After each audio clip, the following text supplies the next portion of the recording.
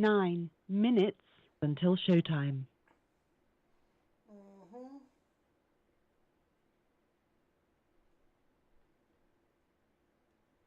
There we go.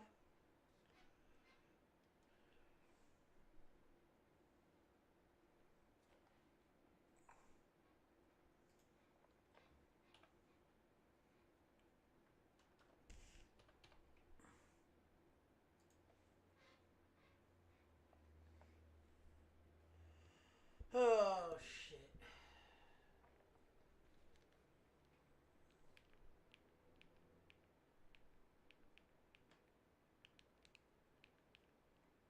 There's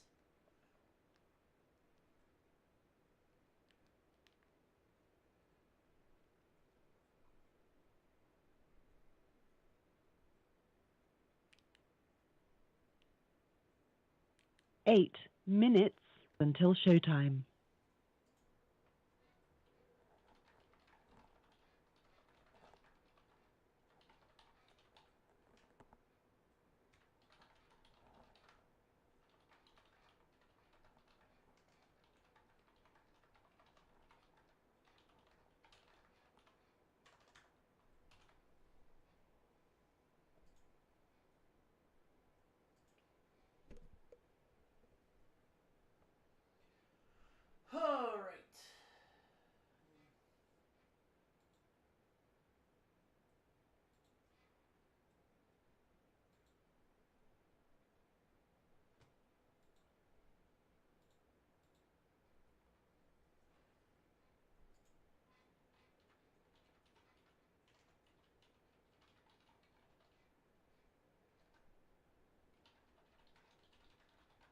7 minutes until showtime.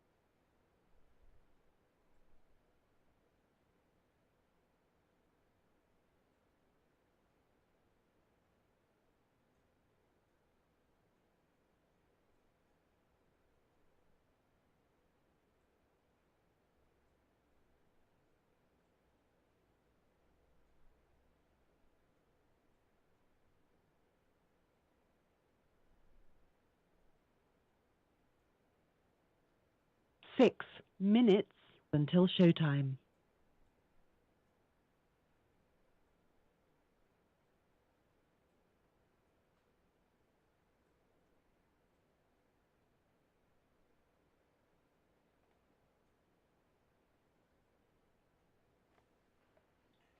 oh lord. All right. Where the fuck are my? Hmm.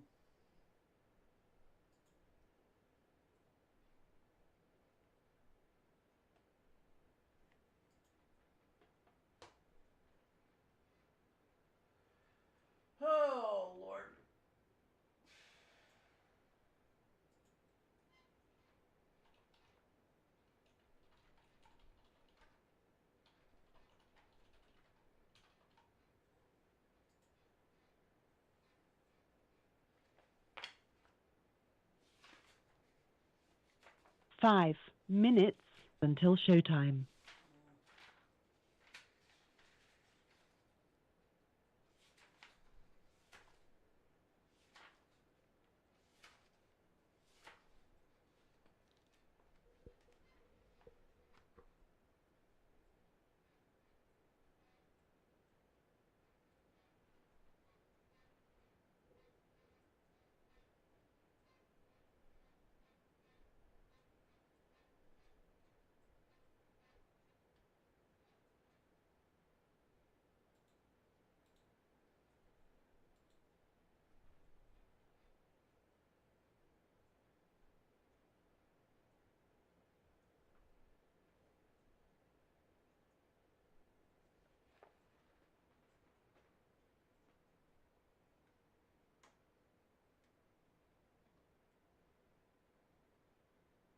4 minutes until showtime.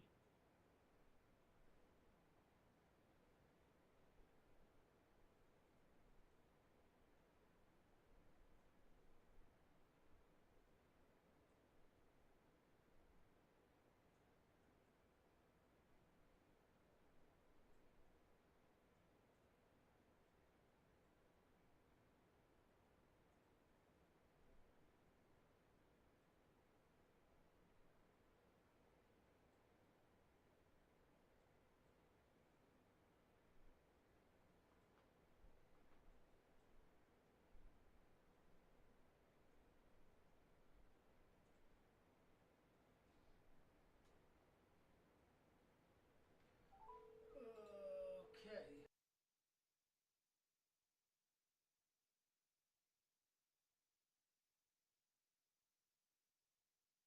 3 minutes until showtime.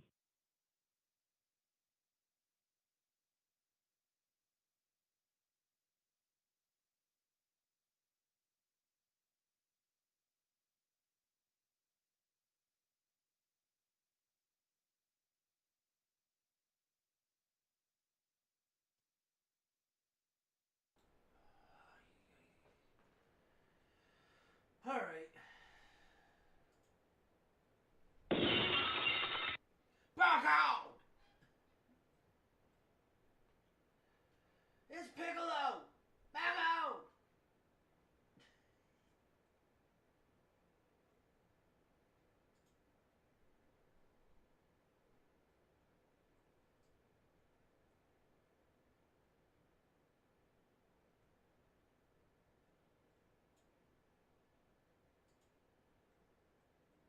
Two minutes until showtime.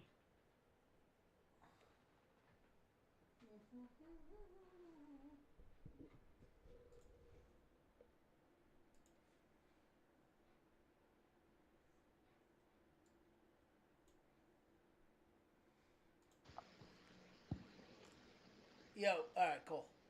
Yeah. No, I was. Oh, all right.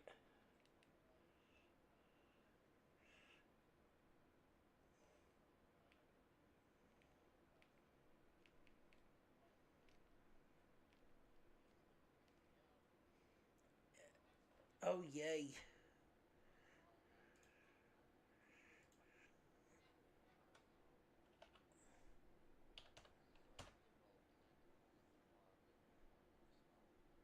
Okay. All right. I turned you off. Oh,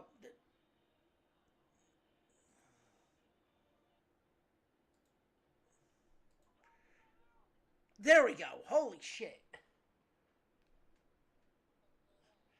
I was testing something out and it just didn't want to turn off. There's 30 seconds left, so.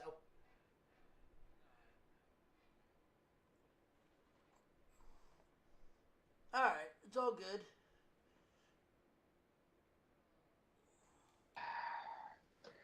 Oh, thank God I got everything straightened out. I finally got to see my new doctor too. So I like the guy. A little weird, but then again, what do you expect? They're all quarter quacks. Well, at least he's not. Your show will Well, go live in 5 seconds. 4, I'll say later. 3, Yeah. 2, 1. Tactical nuke incoming!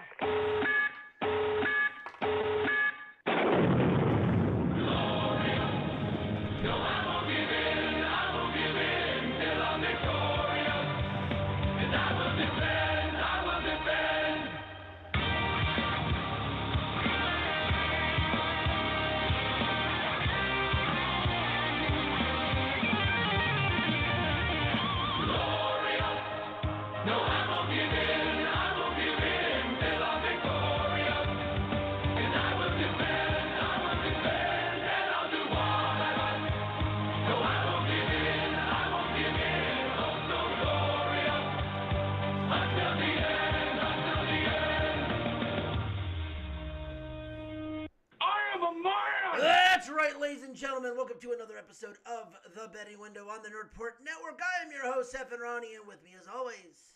The zombie master, hobbling but still here. And we are a sports betting podcast that dives into the good, the bad, and the what the fuck was that? The wide world of sports and sports betting on today's show. We'll talk about some Olympics that's happening, some interesting topics with that. We are going to do our preview of the Big Ten and the AFC East. Oh, God, and among other things. Yeah, I guess so. I mean, the one time when packing a schnauzer actually hurts you in sports. I don't want to know what the fuck that means, but anyway. Oh, I'll explain that story because it actually happened during the pole vaulting competition. Gee, pole vaulting? Where the French pole vaulter's junk hit the bar and cost him a medal. What did he do? Catch it? No, I'm not going to say Oh, it. no. He catch his third. Yeah, he caught a straight third arm on the fucking. He caught his foreskin on the pole or something? Yeah, he fucking looked like a boomerang coming in because then the media, no joke, showed it in slow motion. Ow. I'm Yeah, like, that's when packing a schnauzer is a bad thing. Like, must be So, great. he gave himself, so in other words, he gave himself a circumcision on the pole? No, not that bad. But he ended up. Let's put it this way: he may not went home with a medal, but he went home with some other numbers. He went home with some DMs. Oh, He was the popular. He was the most popular guy probably in the Olympic Village. Or wee wee. Yeah, well. Everybody saw his wee wee. Yeah, well, the way that fucking track and field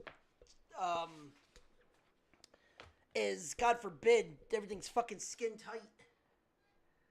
Well, let me put it this way. I think I could sum up my Olympic run this year of watching anything Olympics with about 5 minutes and 6 seconds. The reason I know that is because when I was waiting to get my x-ray done this week for my leg, I watched Italy and USA in volleyball. Okay, beach or regular? Beach. Okay. That's about all I've seen. And since I'm Italian and I'm from America, my home country against my ancestors. So And I didn't see who won, so oh well. So there was one big piece of news that was very interesting, and it had to do with the decathlon or the triathlon. Sorry, I want to get this article. The try anything. Well, it is actually really bad for this because apparently during the swim. So if anyone doesn't know what a triathlon is, it's swimming, biking, and running. It's swimming like a marathon, biking a marathon, and running a marathon. Yeah. So they had to do it in the Seine, the famous French river that they did the opening ceremonies on. I'll take your word for it because I didn't see the ceremony. I'm just saying that's but people have they know what I'm talking about. It's that. So the problem is the last couple of the whole year they've been having issues with the bacteria level in the water. There's been, I believe it's been an outbreak of E. coli. Oh, lovely. To the point where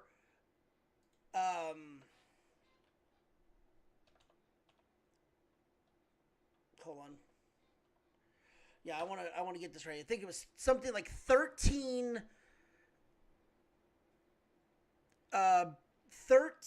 athletes fell ill after the swim. Oh, well. Talk about wrapping a schnauzer. But, like, But you got to remember though, the fact that they're swimming in this fucking river that allegedly had forms of fucking E. coli in it.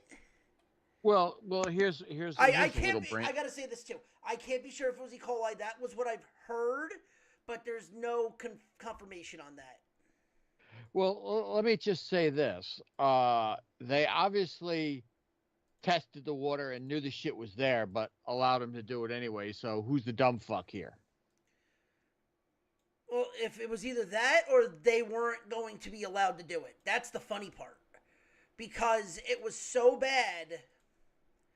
How bad was it? Well, I mean, people are in the fucking hospital still.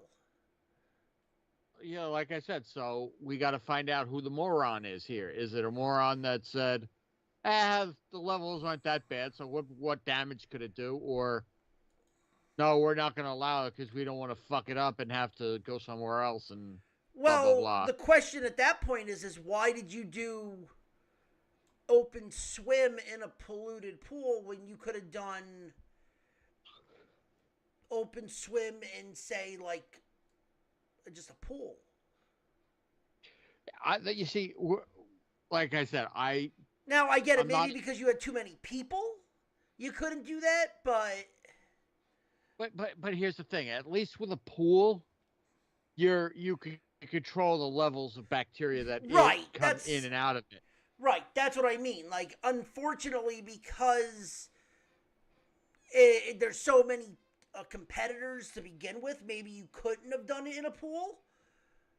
But that's bullshit. Even it's like, I mean, let me put it this way: would you rather? Now, let me ask you this: would you rather sacrifice your health, an athlete's health, because there's so many of them involved? Or would you say, fuck it, if we lose one, I mean, what's the risk? I mean, the risk is too high the other way. And now, obviously, people are paying for it with hospital stays and getting all fucked up, physically. I mean, is the levels enough to kill them? Or is it just enough to fuck them up? No one has been badly... Or at least that they're reporting. That they're reporting. So like I said, I am not one that's, like I said, it was E. coli. It was E. coli levels. Oh, so I mean, it's as bad as not washing the cutting board after you use chicken. It's essentially the same thing. Which could kill you. Yeah. Which could kill you. But like I said, I haven't watched that much Olympics because the Olympics is, I love my country and everything, but I've never really interested me. The Olympics is more politic bullshit. My late grandfather was every 4 years was into it like you would believe. Couldn't wait for the Olympics. There's always politics. Unfortunately, there's always politics behind this, and there's always some kind of politic style that everyone wants to talk about, and it's true. I mean, it is. The games have gotten to a point where the mainstay media doesn't give a shit about the games. They care about what the host nation's doing or how quote unquote woke they're gonna be, or well, you know what it is. It's like I said, my grandfather, when he was alive, was very into the Olympics. He would watch it every year. He told me stories about the 1972 Olympics in Munich. You want to talk about political? I mean, people died that day. No, that was over. He remembers watching that live as it happens, and he told me stories about that. I've seen documentaries about that. If anyone doesn't know what the Munich Olympics are, first off, you're living under a rock if you've never heard of the Munich Massacre. And that was, I think, 8 to 10 Israeli athletes were murdered during a 2 to 3 day siege, where I forget where the the kidnappers. I forget what country they were from. I can't remember off the top of my head, but I'm looking it up. they I know it's at the tip of my tongue. I just can't fucking remember it. But all I know is several weightlifters were killed at the hotel in the Olympic Village. 6 coaches, 5 Israeli athletes, 1 West German police officer, and 5 Black September members. Right, Black September. That's it. Yeah, because there's a documentary that I have somewhere. It's called a Black Day in Black September. And it was, so I believe, Palestinian. Palestinians. Yes, it was. You're right. Yes, the whole thing is it's like a majority of the athletes were murdered, unfortunately, No, it's the at same. the airport. it's At the airport. It's the shit going on now. It's Israeli and Palestine. It's Right. It was. I mean, we're not political here, but it's this was. well, it's the Olympics. Something It's that- always going to be talking about politics. But this was something that if you don't know what we're talking about, if you're not squeamish ESPN about ESPN 30 for 30 has a great documentary on it. there's another documentary. It's called Black September. It's on you can watch it on Amazon or it's on YouTube. YouTube you can buy it. It's like $3. It's about an hour and a half documentary. It's hosted by Michael Douglas. It's riveting. It shows all the footage from. Did Ryan came in and he left. Huh. Oh, I saw him pop in and I saw him pop out. He's but, just making sure that he can No, do but it.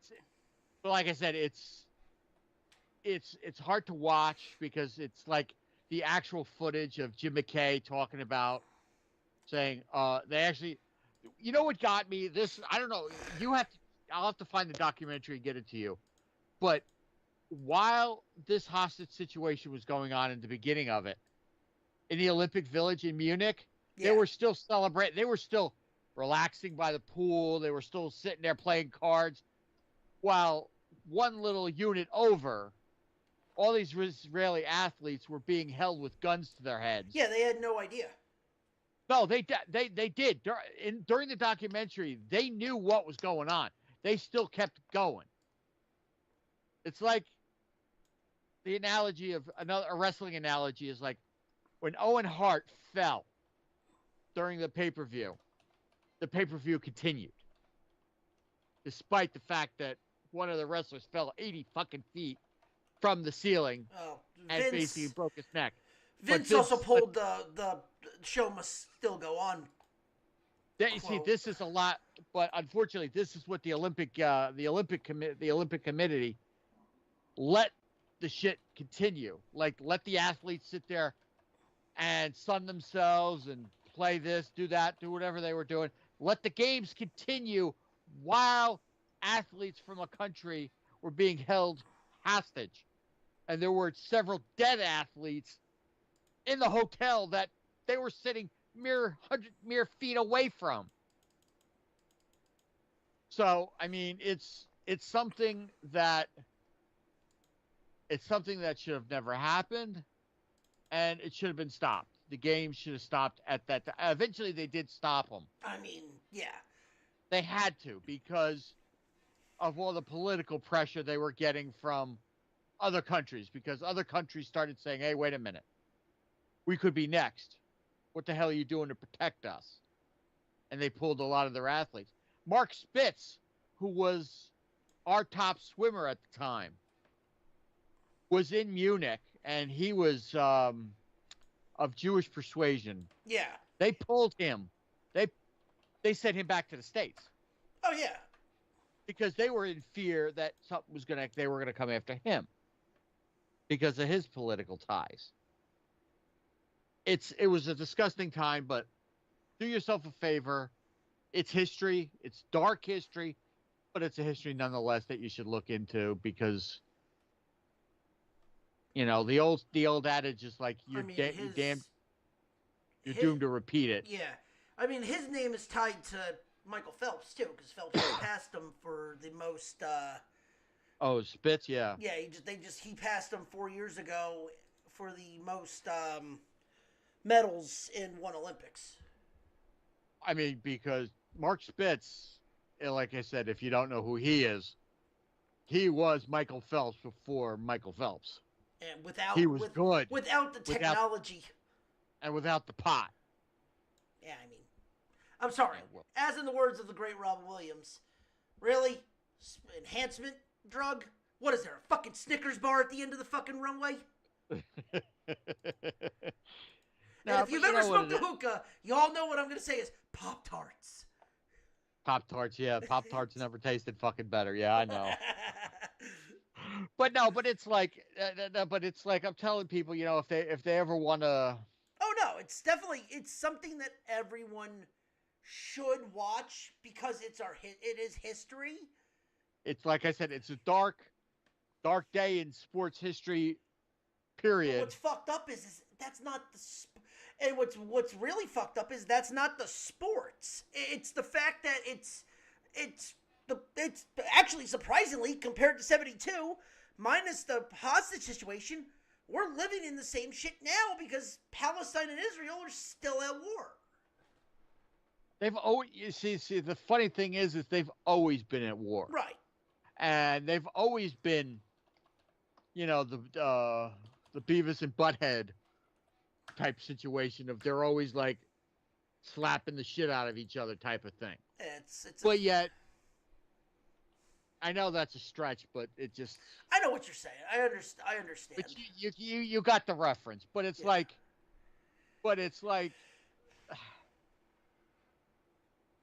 It just.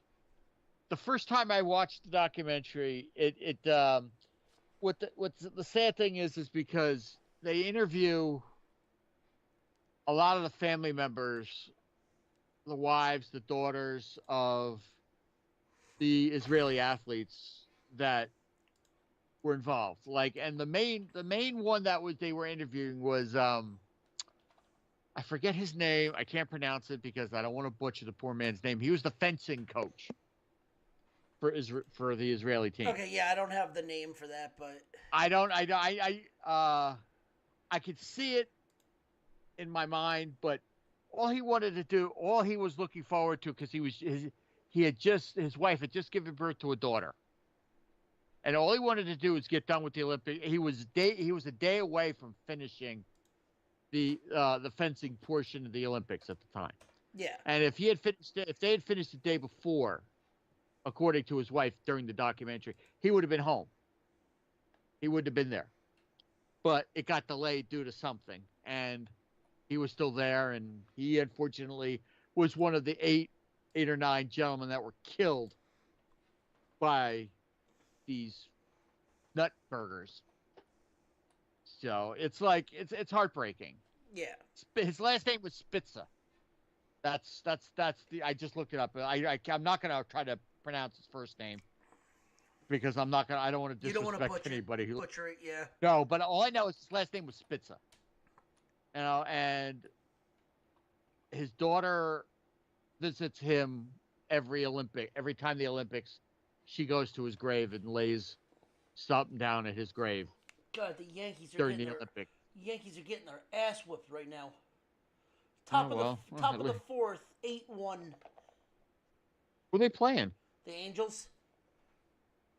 Well, the Angels bitch slapped us this week, so. Because they did a doubleheader. What was the first?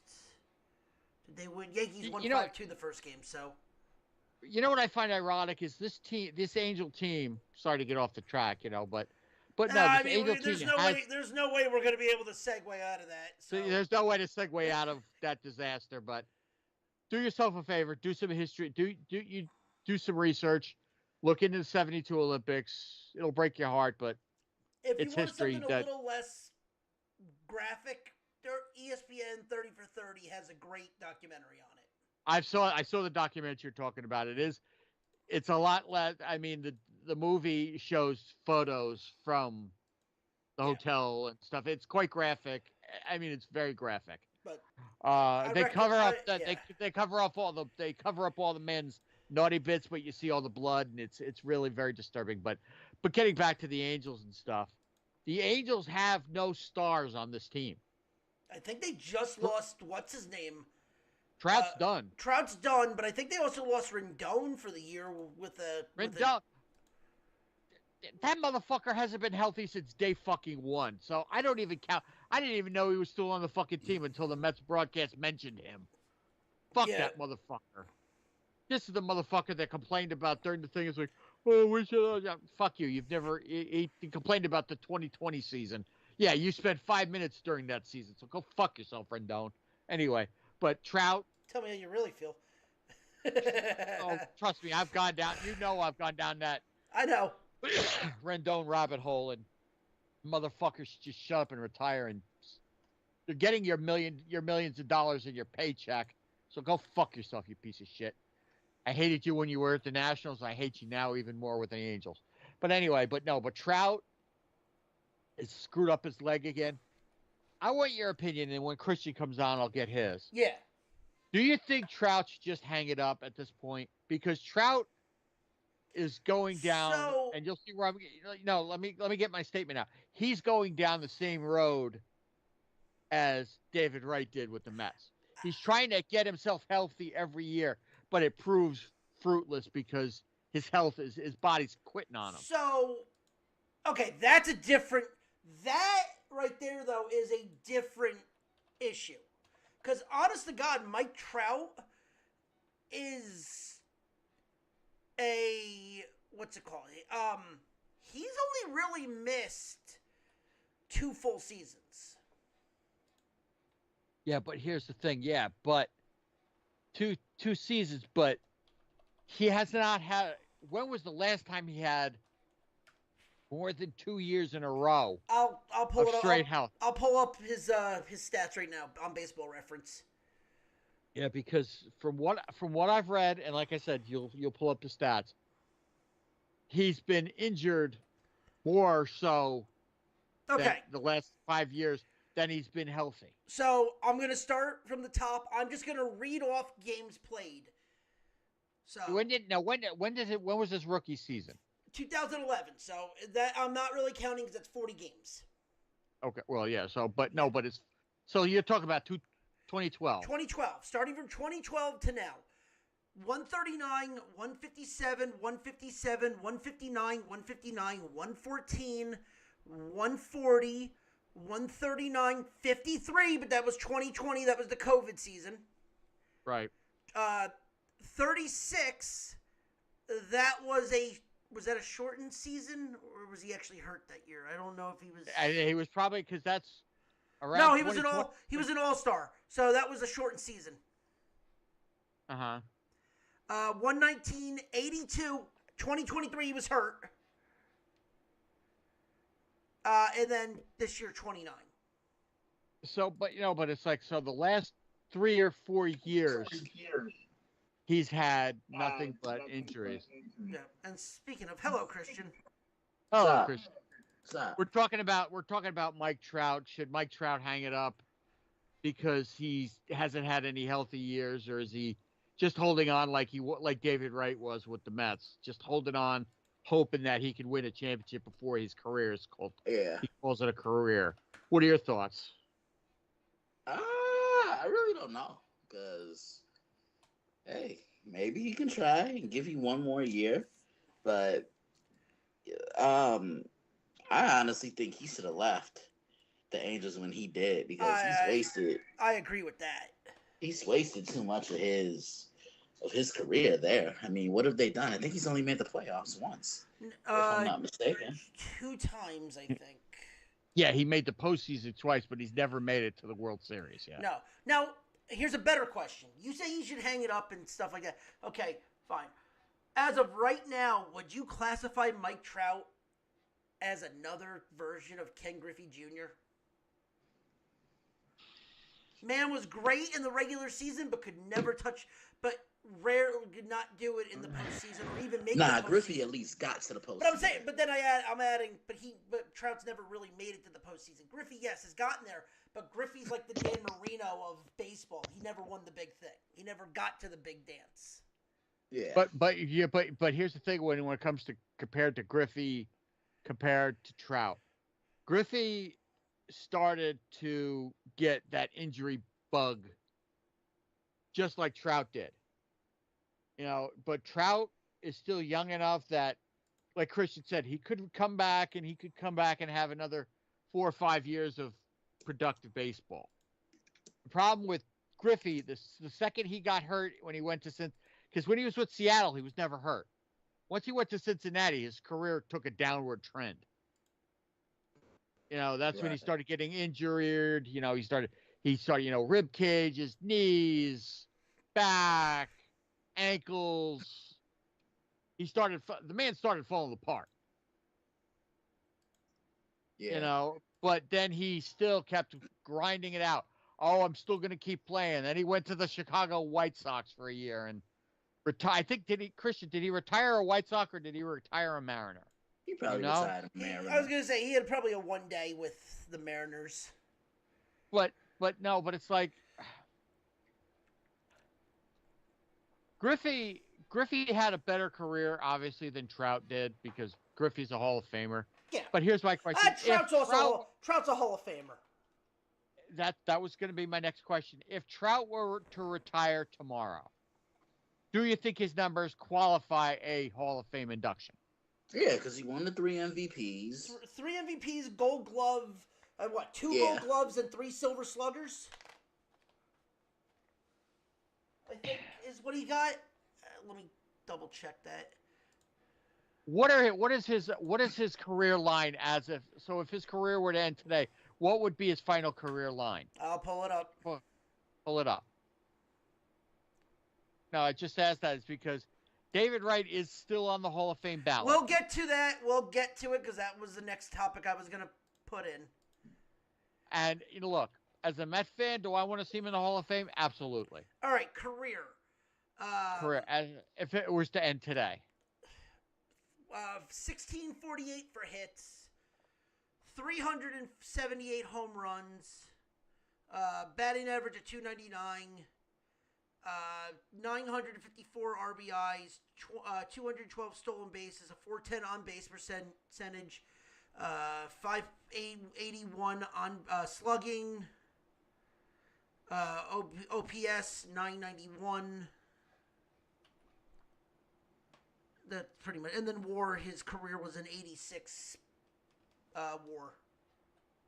Those are good numbers, but are they Hall of Fame numbers? MVPs also declare on what he was, and he won 3 of them, plus Golden Sluggers, plus a Rookie of the Year. A lot of players have won several awards like that, and I mean, I can name a bunch off the top of my head that are not Hall of Famers that had career years. Look, I'll bring up a name of guys that some of the people listening may not know. You guys will probably know. Do you remember Carlos Baerga? Yeah. That guy, he won a couple batting titles. He won a couple of MVPs. He won a bunch of Gold Gloves with Cleveland. He's not in the Hall of Fame, but his numbers were not comparable to that, but were not far away from Trout level numbers. Man's not in the Hall of Fame. But you see, that's how fickle the Hall of Fame could be. There's like they pick and choose. Will Trout get in on the popular vote? Absolutely. But also because he's very popular. So here's the other thing too. All right, you want Carlos Baerga's career stats? Well, you got him? Yeah, I got him. 1,500 hits, 134 home runs, a 291 batting average, and 775 RBIs. Yeah, but how many he's won MVPs and Gold Gloves? No. Yeah, but he's got less home runs than Trout, and he never won Gold Gloves maybe, but he was 11th in MVP one year, 10th in another one, and he got 2 Silver Sluggers. But all right. It's like I said, but I know I may have been off with this stuff, but I know he had won several awards, and he was. Well, also there's a difference. He was an infielder. He was a second baseman. Second basemen at that time were not known for their power. So, but I'm saying Trout, Rookie of the Year. He's won Silver 1, 2, 3, 4, 5, 6, 7, 8 Silver Sluggers, 3 MVPs, and fuck the All Stars, because God forbid he's gotten in every year from his first year. Again, that's a popularity vote. Yeah, that's why right I said that's why I'm like, yeah, take that for I take don't the care. All I don't Star. care. Take the All Star for what it is, but also we got to remember, it's not the popularity vote. It is the writers voting. The writers will put him in because the writers love him. Exactly. See, that's why I'm saying he's a crowd favorite. He's always been a crowd favorite. Look, I'm not disrespecting Mike Trout. I've always liked and respected Mike Trout. Personally, When he he's should've- healthy, that motherfucker, nobody could have touched him. Personally, healthy. he should have came to the East Coast when he had a chance. But the fact that he stayed out in fucking LA. But you know what? Here's the thing, and Christian, you'll agree with this statement. He showed respect and loyalty to the team that drafted and developed him, just like Jeter did. And the Jeter had plenty of chances to go elsewhere. but yet He the had team plenty that, of offers when Jeter was a free agent, but he chose to stay in New York because that's where his roots were. but yet And the the team same that thing with Trout. but yet the team that drafted him never showed him the loyalty and respect that he showed them. Yeah, well, that's that. But I'm not like he's the play. What the heck was that? It was something on my phone. Oh, I'm sorry. No, it threw me for a second there. But it's like players like Trout and Jeter and all that other stuff. They're rare breeds. Wright was another rare one. Wright had a chance to leave the Mets on occasion. Chose to stay loyal. Took a home down discount to stay with his with the team that drafted and developed him. Players like that are far and few and far between. Nowadays, with everybody going, oh well, I'll go, like, I'm going to go to the highest bidder. You know, who's going to give me the most money? I.e., the Juan Sotos, the Manny Machados, the O'Neill Cruzes when the time comes up. Sure, he's not going to stay in Pittsburgh. I don't know about that. I think Pittsburgh. Ellie's gonna stay in Cincinnati. I don't know about that, because if he continues to play like he's playing, you don't think he's going to command a $600-700 contract, $1 million contract? I didn't see. You really think Cincinnati's going to be able to afford that? I don't think so. I mean, granted, they're still paying Griffey. Yeah, well, the Mets are still paying Bonilla, so what's your fucking point? I mean, the Islanders are still paying DiPietro, Gretzky. so And they're still paying Gretzky and Messier, but what's your point? that's the Rangers. What?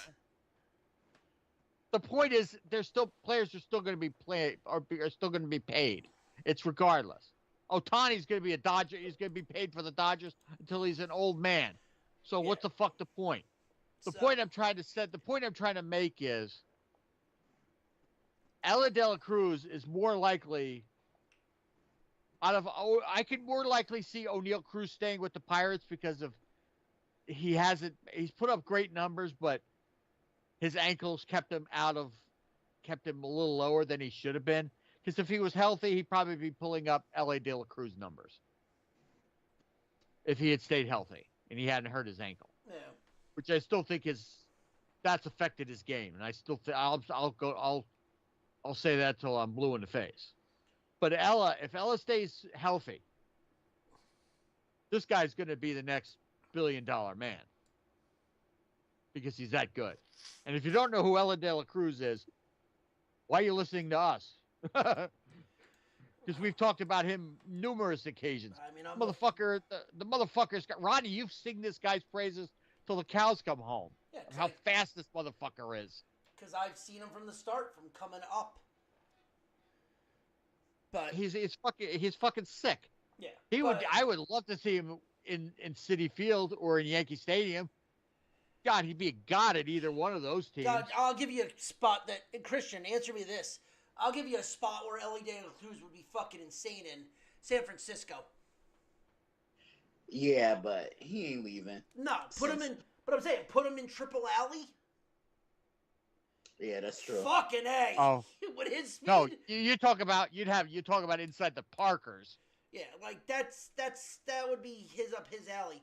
But all right, let's move on to the Hall of Fame because they just dropped the first 2025 upcoming first timers for the ballot. All right, let's hear this because I haven't seen this list yet, but I know it's coming out. But first things first, let's go to the guys that are gonna be on the ballot this year that are already been on. So I'll go down the list and tell me if you think they're in or out. Billy Wagner's on his last year. Billy Wagner's going to get in. He's been close. He'll get in. Christian? I can see it. Okay. Andrew Jones is on his 8th. I'm going to say no on Andrew Jones because even though his numbers are good, I don't think he's Hall of Fame worthy in my eyes. Yeah, I agree with that. Yep. Carlos Beltran, it's his 3rd. Yeah, I think he gets in. I don't think he'll get in. I don't think he'll get in this year. I think there's more people that are going to make it over him, but he's only his 3rd. He'll stay on the ballot. He's good. Beltran will get in around his 7th or 8th year on the ballot. He will get into the Hall of Fame because he does. Yes. He did have the numbers, but he's not going to get in this year. Now I'm going to give you 2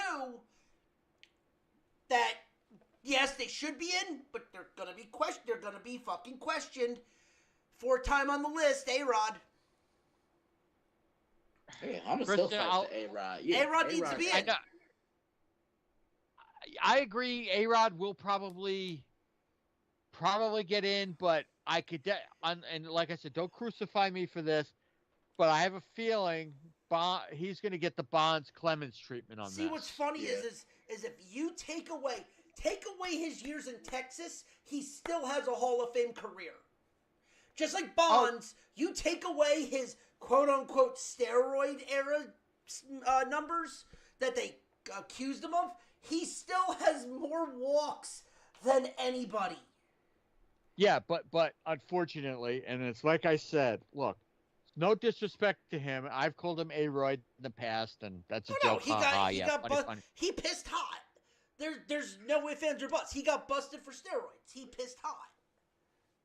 But it's unfortunate, but even if your name is breathed steroids, you're going to get blackballed.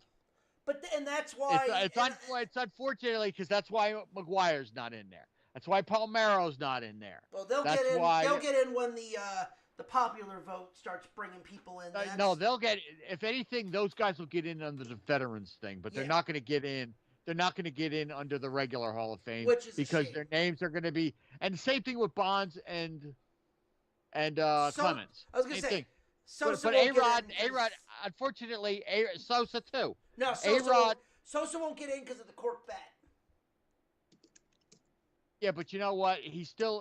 There's still a stigma with these guys' names. Every name that we mentioned has the name steroid attached to them in some way, shape, or form.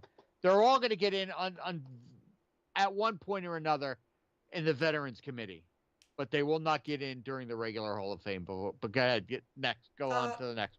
Manny, it's his 9th. Same thing. He's another one that's got that trouble seemed to follow him during his career. Manny should be in. Christian, what is your take? I say no. He's gonna say what he wants to say because he's a Red Sox, but fuck Manny. I knew that. Was I'm not. I met him when I was younger. Yeah. He's an asshole. He deserves to be in. He's an asshole, but he's a great player. Nah, he was cool to me. I'm gonna say no with Manny because Manny is a part of the 500 home run club. You out your mind. Well, hey, my opinion. They're not going to put him in. They're not going to put him in because he got accused of steroids, and it's a shame. Here's another one that he's got that stigma attached to him. Even though A-Rod is the only one that actually got busted. No, Palmeiro got busted for that too. Palmeiro also lied to fucking Congress. Yeah, well. Yeah, he lied under oath. He's an idiot. Exactly. He was taking too much Viagra. Blood was going to the wrong head. Hey, yo. Well, he got wood on something, but that's beside the point. All right. All right. Hey, yo. Second I ballot. Christian, yes. I got him to laugh. Hey, I got to yo. make Christian laugh at least one show. Once a show. Second time on the ballot. I know, John, take your side on this one. Chase Utley. Christian, I'm going to steal your words. Man, fuck Chase Utley. yeah, he said what he said. Yeah, I you know what? I don't, when I hear the name Chase Utley, I don't look at the stats. I see the man. And as far as I'm concerned, the man can go fuck himself. Don't like him. Well, we'll get Don't to care him. for him. Don't want him. We'll get to a man that should go fuck himself because he uses himself in the third person. Jimmy Rollins. He's on the list too. This is fourth. You know what? I'll say this about Jimmy Rollins. Jimmy Rollins feels that, yeah, I'm being sarcastic. Jimmy Rollins. It's like Ricky Henderson. I never had, you know what? Despite him being a filthy, and yeah, I said it, I never had a problem with him. Other than him talking about himself in the third person, which I thought was extremely annoying. He played hard, and he played clean.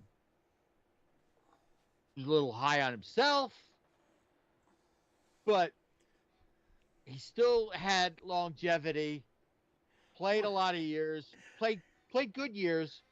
I say yes on Rollins. Fuck just Chase Utley. Willie Mays gonna steal second. Willie Mays.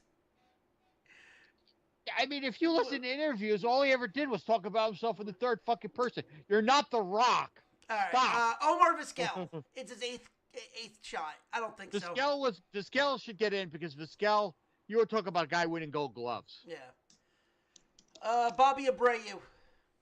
No. Nah. No. All right.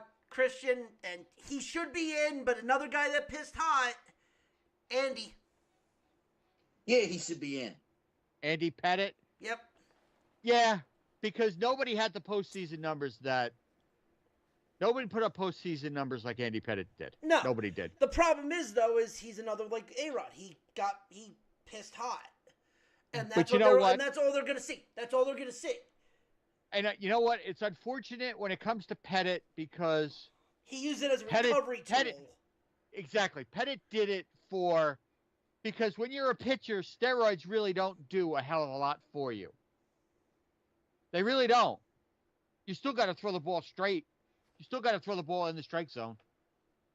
And you know what? I'll say the same thing. Look, I'll defend Clemens too because Clemens did it too. He did it for health reasons. And unfortunately, like Ronnie said, you hear the name steroids, and if they're attached to you in any way, shape, or form, you're gonna get the silent treatment. The problem is we know it is, but unfortunately, we also know the guys that pissed hot. Like McGuire never pissed hot, but we all knew he was taking them. He admitted that he was taking them. He had his head was.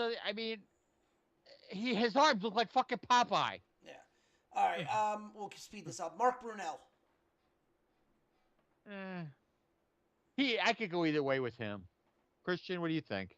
Wait, this is who? Mark Brunell. Mark Burley. Or Mark Brunell? No. Hell, Burley? Mark Burley, that's who, yeah. Hell no. He was a White Sox, that's why you hate him. He was a White Sox. No, it ain't even that. But, Well, Blue Jay also. Yeah. Nah. The guy that should be in and probably will get in this year, K-Rod. Yeah. I can see it. Because, I mean, the guy had he had some down years after he was with the Mets and stuff like that. He had some down years. But he finished his career strong with the Angels and stuff like that. He's got over 300 saves, I think. Yeah. All right. Fifth time on there, Torrey Hunter. No. And then finally, he'll probably find his way off the list, unfortunately, David Wright. No. No, I don't think David. I think, you know what? I'm going to take my Mets fandom out of this because his numbers, unfortunately, is like as much. And I've said this, as much as I want to see him in the Hall of Fame, it's probably not going to happen. Is he going to be in the Mets Hall of Fame? Absolutely. Is his number going to be retired? Absolutely. But unfortunately, sentimental favorite wants him in. Realistic fan in me realizes it's probably not going to happen. Now, I'm going to start from the bottom up. Because the last two guys on this are first ballot dead ringers. If they don't get in, what the fuck is wrong with the damn writers? Okay, they'll let you. These are the new guys on the These list. are the new guys. This is their first. These are the notable ones on the first time ballot. Brian All McCann. right, so we'll. Brian McCann. No. No. Adam Jones. No. No. Haley Ramirez. No. No. Russell Martin. No. Nah. Brian Zabitz. Utility man. No. 2016. He won with I think with the White Sox. No, 2016 I'm just gonna. was. Ben Zobrist, you talking Yeah. about? Yes. Ben Zobrist. He won. Didn't he win? Christian? Didn't he win the world title with the Cubs? 2016. Yeah. So- Yeah. They Zobrist traded was for a him. good. Zobrist was a good utility guy, but he's not a Hall of Famer. Troy Tulowitzki. No. No. Now, all right. Now here's the fun part. The Grandy Man. Nah. No. I think he'll get in. These are the next ones are going to stay on this list till they're 10. If they don't get in. They might not get in this year, but they'll stay on the ballot. Okay, but I Curtis Granderson, as good as player as he was, he's not a Hall of Famer. Felix My eyes. Hernandez. That's a tough one.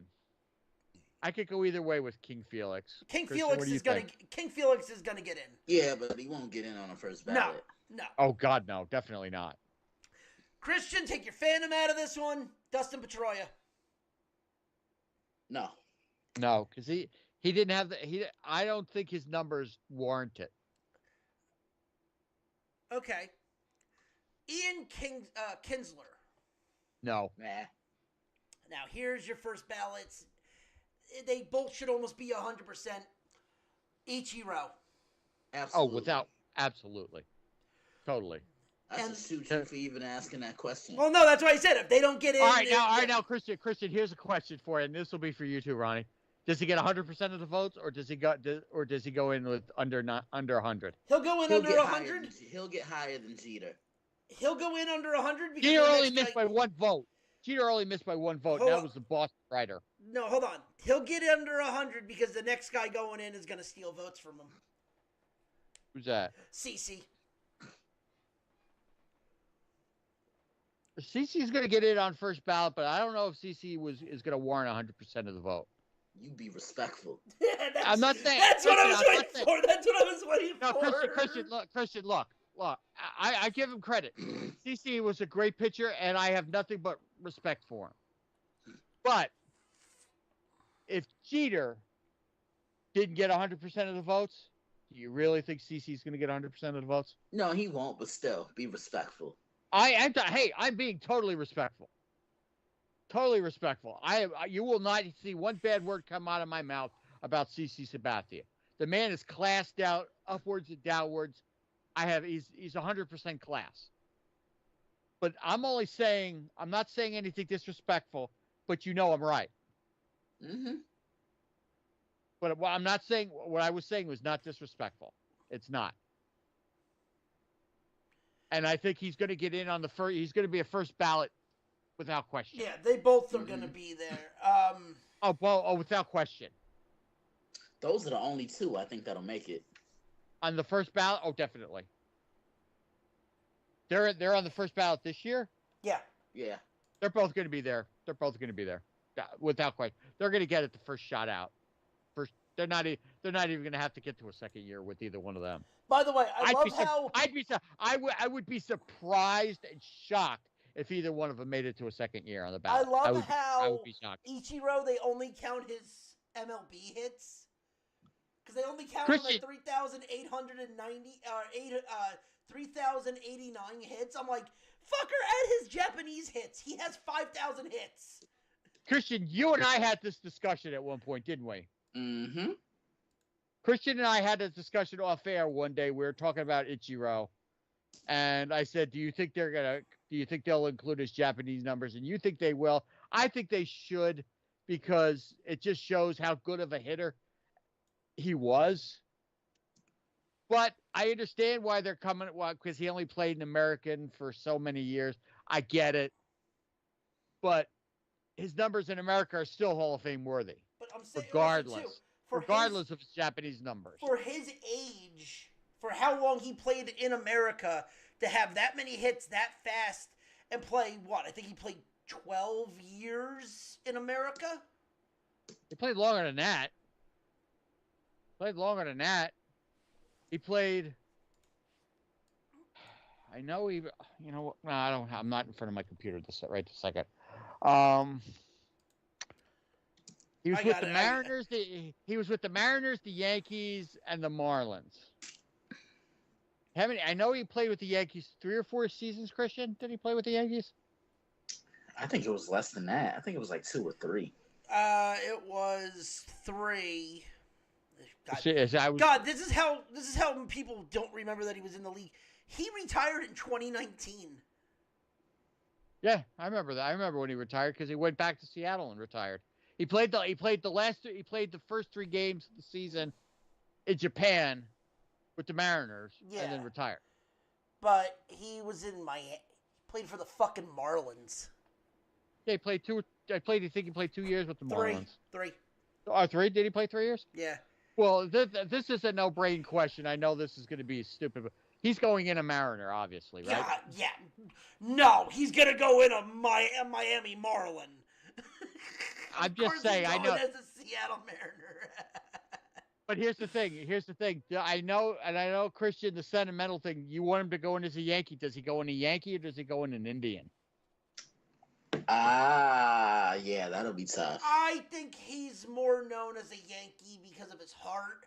His stats would be under Cleveland, but his fandom is from New York. He'll go in as a Yankee probably. Yeah. But you know what it is? It's like nowadays it's up to the Hall of Fame committee where you go in, because it used to be the player's choice. Now it's under the Hall of Fame. The Hall of Fame can turn around and say, no, you had a majority of your stats were dominating in Cleveland. They might put you in as an Indian. You might sentimentally say, well, what about all those years with the Yankees and stuff? But hold on, CC, did he win the? He won the Cy Young. I think he won a Cy Young with Cleveland. I think. Didn't he? He won one with the Yankees, and I think he won one with. No, he didn't win one with the Yankees. No. I thought he did. No, he didn't. He was there in 09, right? Yeah. So he won a title. He won a title with the Yankees. He should have won it in 2010. Won 21 games. Cy Young in Cleveland. He was 5th in Cy Young. After that, he only won it once. He was 2nd Rookie of the Year in 2001. Yeah, he retired the same, in 2019. Jesus Christ. Well, I think CC retired because his body was starting to fail him. That's why that's the only reason he retired. Well, and you know what? You know what's even better is because when he played with the Yankees, he was still at his. I saw a picture of CC recently. CC looks like a brick shithouse now. He looks fantastic. He's in the best shape I've ever seen him. So, in reality, he spent his majority of his career with New York. But he was in Cleveland for 7. Milwaukee won. Milwaukee won, and then 10 with New York. But like I said, that's gonna be a toss up. Ichiro is kind of a no brainer. He's gonna go in Seattle. We know this. Yeah, but they'll also remember he won a World Series ring with the Yankees. That's what they'll go with. Well, I'm not disagreeing with you, but that one's going to be a little touch and go. That's 50-50 for either side. But I think the only no-brainer is Ichiro is going to go in a Mariner, and it's well deserved. He had more wins as a Yankee. He had a lower ERA with the Yankee, but not by much. Played more games, obviously, because he was there longer. He started more games, obviously, with the New York. His stats look like they were better with New York. But like I said, take your fandom out of it. Oh no, I'm not. I'm looking at stats. I'm just saying. No, but I'm just saying, there could be an argument made for him to go in as a Cleveland Indian as well. Could be. I'm not saying it to be disrespectful and stuff. I'm just saying it, for that could go either way. And he was an MVP for the Yankees in 2009 too, for the ALCS. I mean, more than likely he's going to go in a Yankee. Obviously, Yeah. if he's got any pull, more than likely he's going to be a Yankee. But I'm not going to disrespect his years in Cleveland too, because the years in Cleveland were fucking dominating too. Just saying. Yeah, I'm just looking at. Fuck, Ichiro had good years with the Marlins too. He pitched with the Marlins. He pitched a game with the Marlins. But no, Christian, I mean, do you remember seeing that? Do you remember when Ichiro pitched a laugher for the Marlins? He came in and pitched, and he has a 0.00 ERA with the Marlins. Nah, don't. I remember that game. He was sitting there. He was throwing butterball. He was throwing beach balls. They weren't hitting it. Either they didn't want to hit it or they just couldn't. But it was so much. It was fun. It was one appearance, but Yeah. it's funny. so all right. So we'll slide over to some actual college football news before we get into the Big Ten preview. So, question to both of you. This is something that just broke yesterday. FIU, Florida International University. Say that 3 times fast. I know. Has just sold the name of their football stadium rights to somebody. To a corporation or to a person? Yes. Music. Okay, that don't fucking say anything. Music. Let's just say music. So again, corporation and business or person is the same thing. For $1.2 million a year for the next 5 years. Christian, have you seen this story yet? No, I haven't. Okay. It is Please tell me it's not Kanye West. It is a musician, but it's not Kanye. Thank God. FIU has sold the rights to their stadium and are changing the name to the stadium to Pitbull Stadium. Yeah, that's my cue to hang up.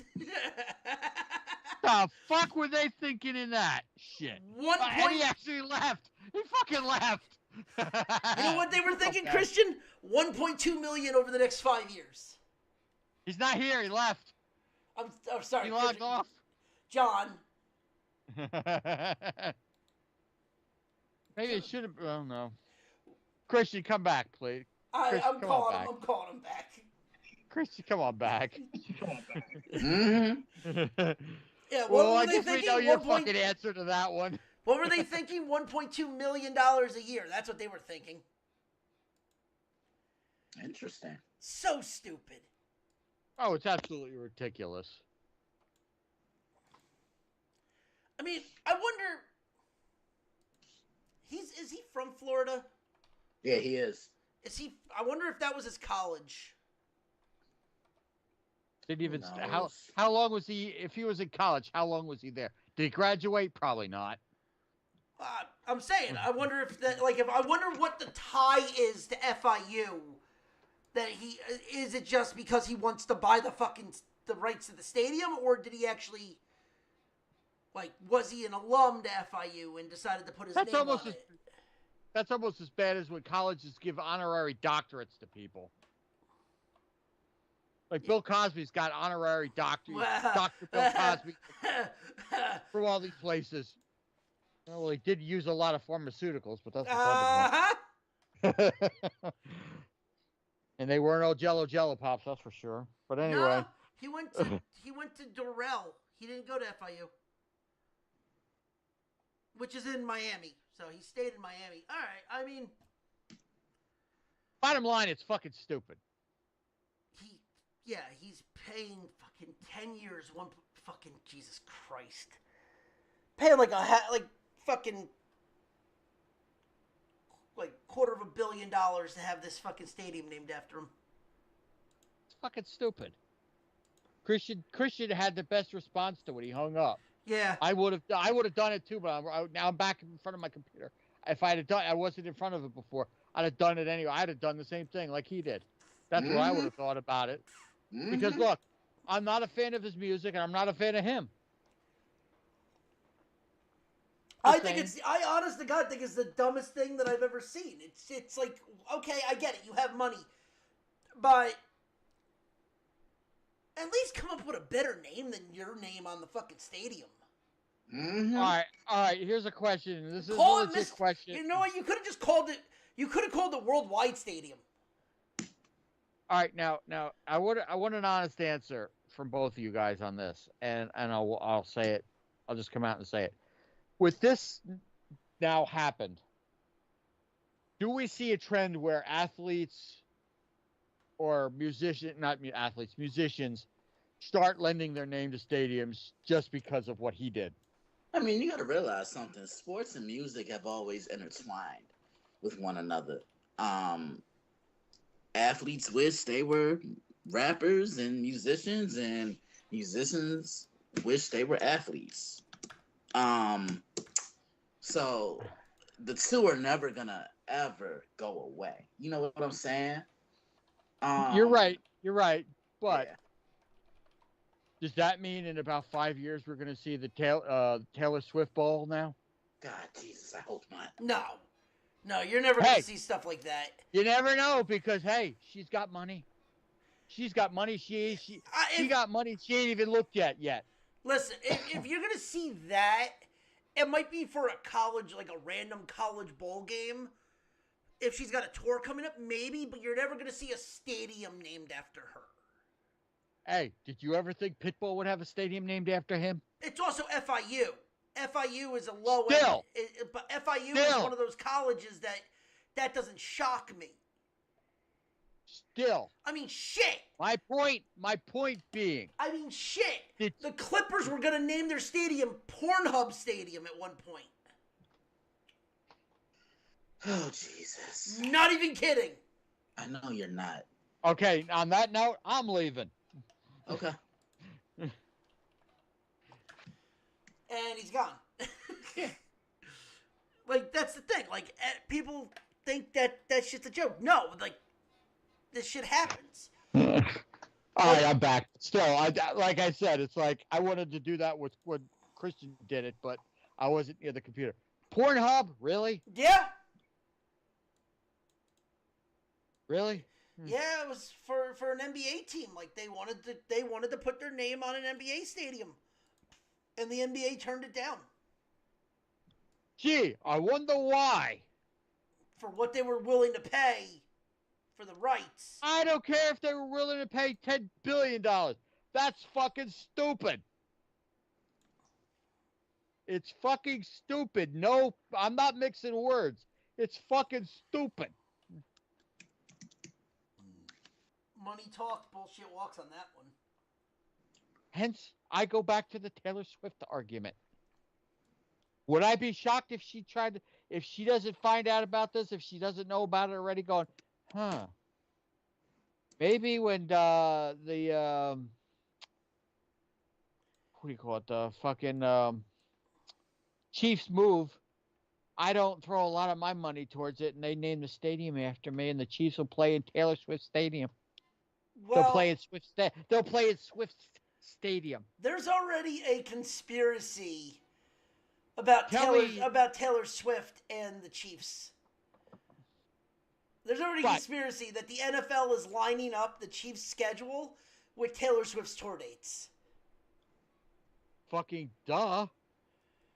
To have her as long as Travis Kelce's still on the fucking Chiefs, it's gonna and she's still with him.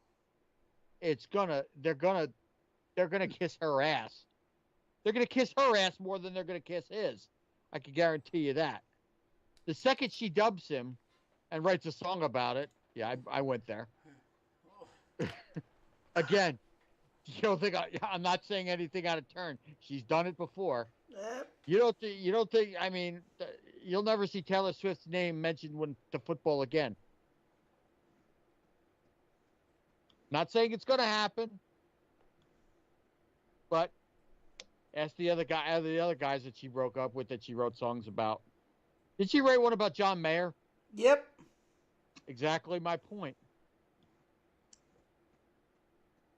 Again, I'm not saying anything disrespectful or out of turn. I don't hear either one of you arguing with me. No, on it. I'm just plotting how to cut Ronnie's Achilles. Uh-huh. Don't forget, he's in Jersey now. He can get to you. He's not in Chicago anymore. Just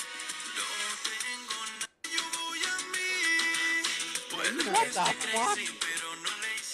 Oh, really? John, you don't know your second baseman's? I know what you're saying, but why are you playing it? Because God forbid, when it comes to music and sports, it always happens.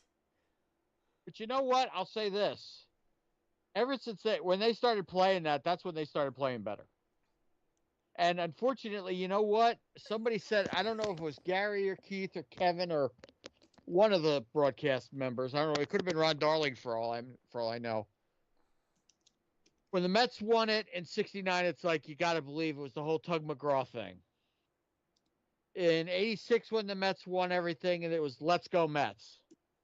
If the Mets make it this year, and the way they've been playing lately, I don't have a lot of stock and faith in it because they lost to the Rockies, and the Rockies are the White Sox of the National League. But then again, I digress.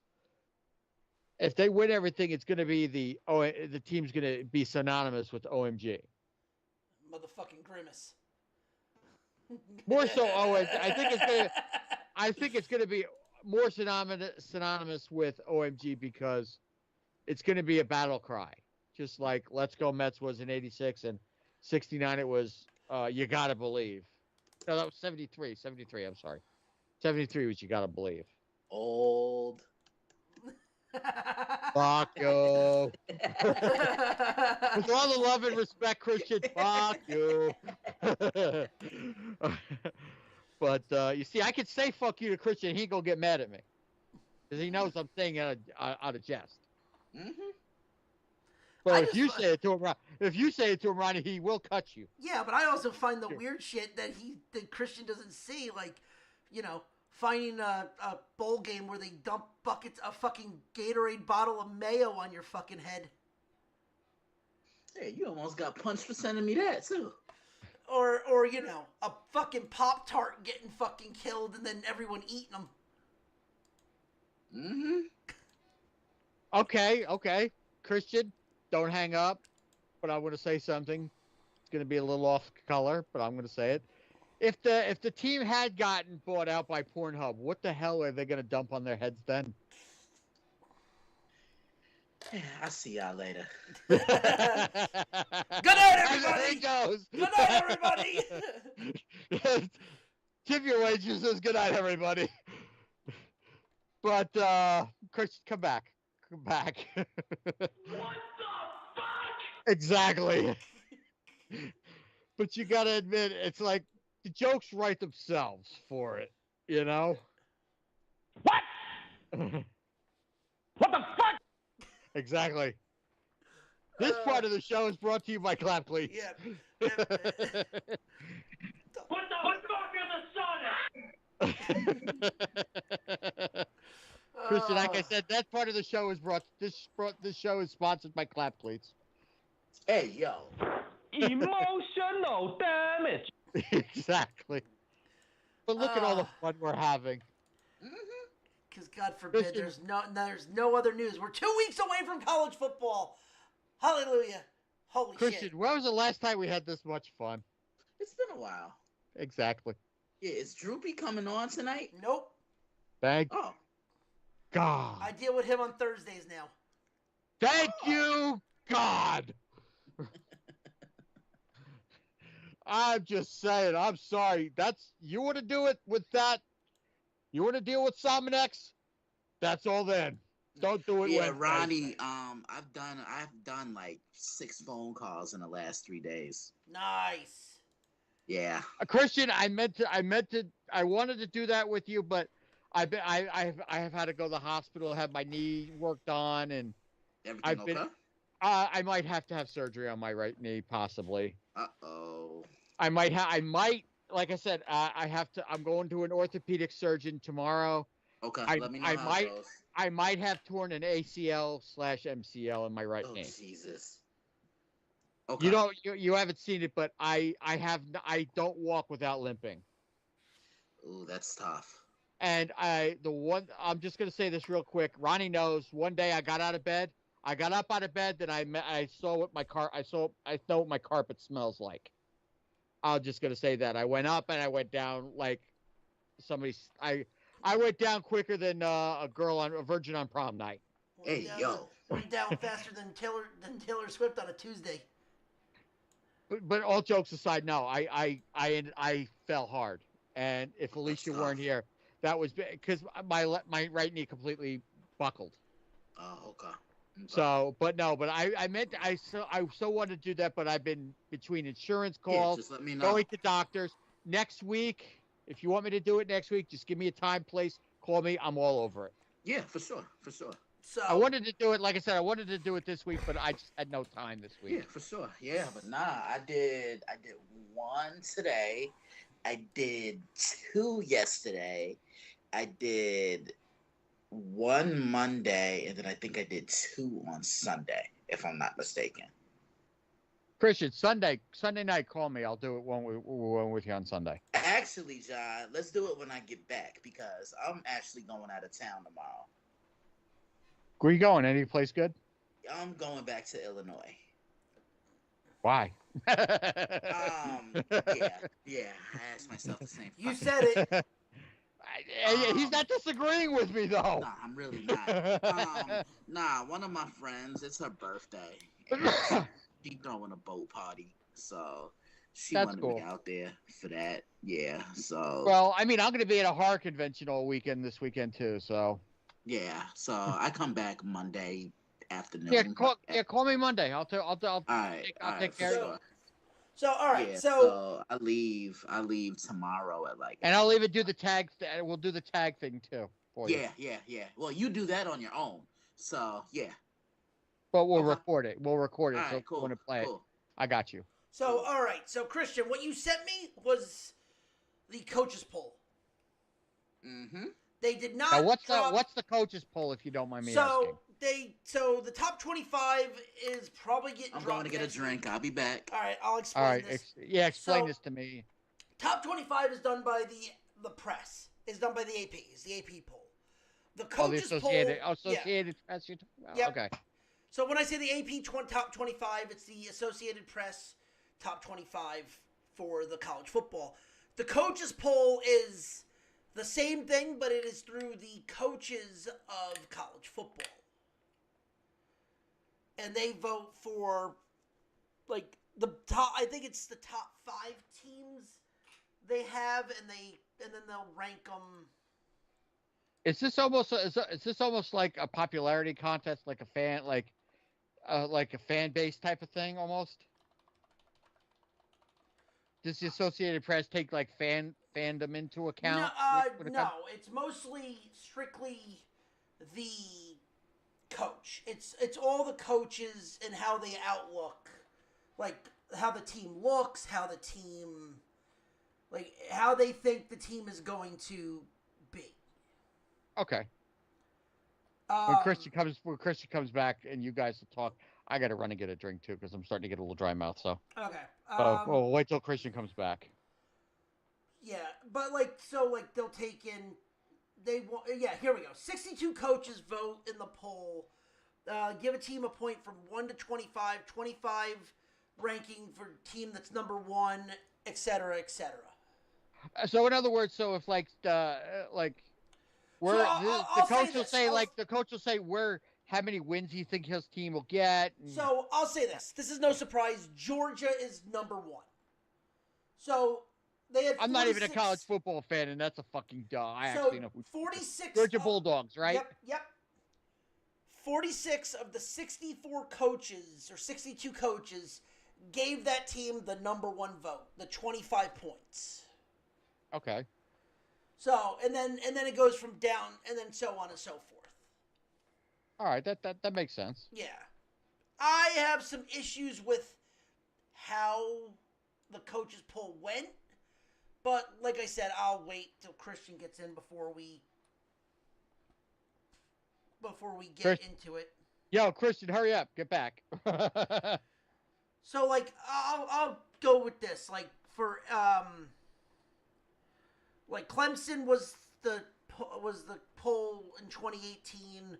They usually the coaches poll has a good pulse of how it ends up, usually who wins the national title. Right. And the coaches poll usually has a lot to do with when it comes to the what's it called? When it comes to like D2 or the FCS, because that's how they do their rankings. They like normal college football doesn't do the AP. Why not? Why don't they do the AP? So because when it comes to the D2, D3, no one pays really These attention. nuts. Yeah. No one pays attention to them. So you'll see a lot more of the colleges end up being like, oh, they're here. So let's go through all the coaches and see what the coaches think. All right, nothing on that movie reference? No, I know Poltergeist. I was going to say, they're here. Yeah, they're here. But right now there's no rankings for any of those. FCS will come out. Well, isn't this the first year they've done it, though? For the FCS, no. Like, all the other ones, this has been going on for years. We don't talk about it because no one gives a shit about Monmouth University. Like, Except for those that live in New Jersey. Right. Let me put it this way. If there are certain games that we'll pick that might have to do with the FCS, like when we get towards rivalry games like the Potato Bowl, which is literally a fight for a giant fucking potato. It's Idaho versus Idaho State. Has Rutgers ever been included in on that? On the FCS, yeah. Years ago, but yeah, they have. I was going to say, like I said, I'm assuming when you're bringing this up, I'm assuming that this has been discussed before. Christian, you back? Yeah, I'm here. Okay, yeah, because you two bounced off for a while. I got to run and grab a drink myself, so I'll be right back. All right. I was just explaining to them how they decide the coaches poll to begin with. Oh, okay. Pretty much explaining them, like, it's 61 coaches or writers, and they give, like, a 25 to 1 per team.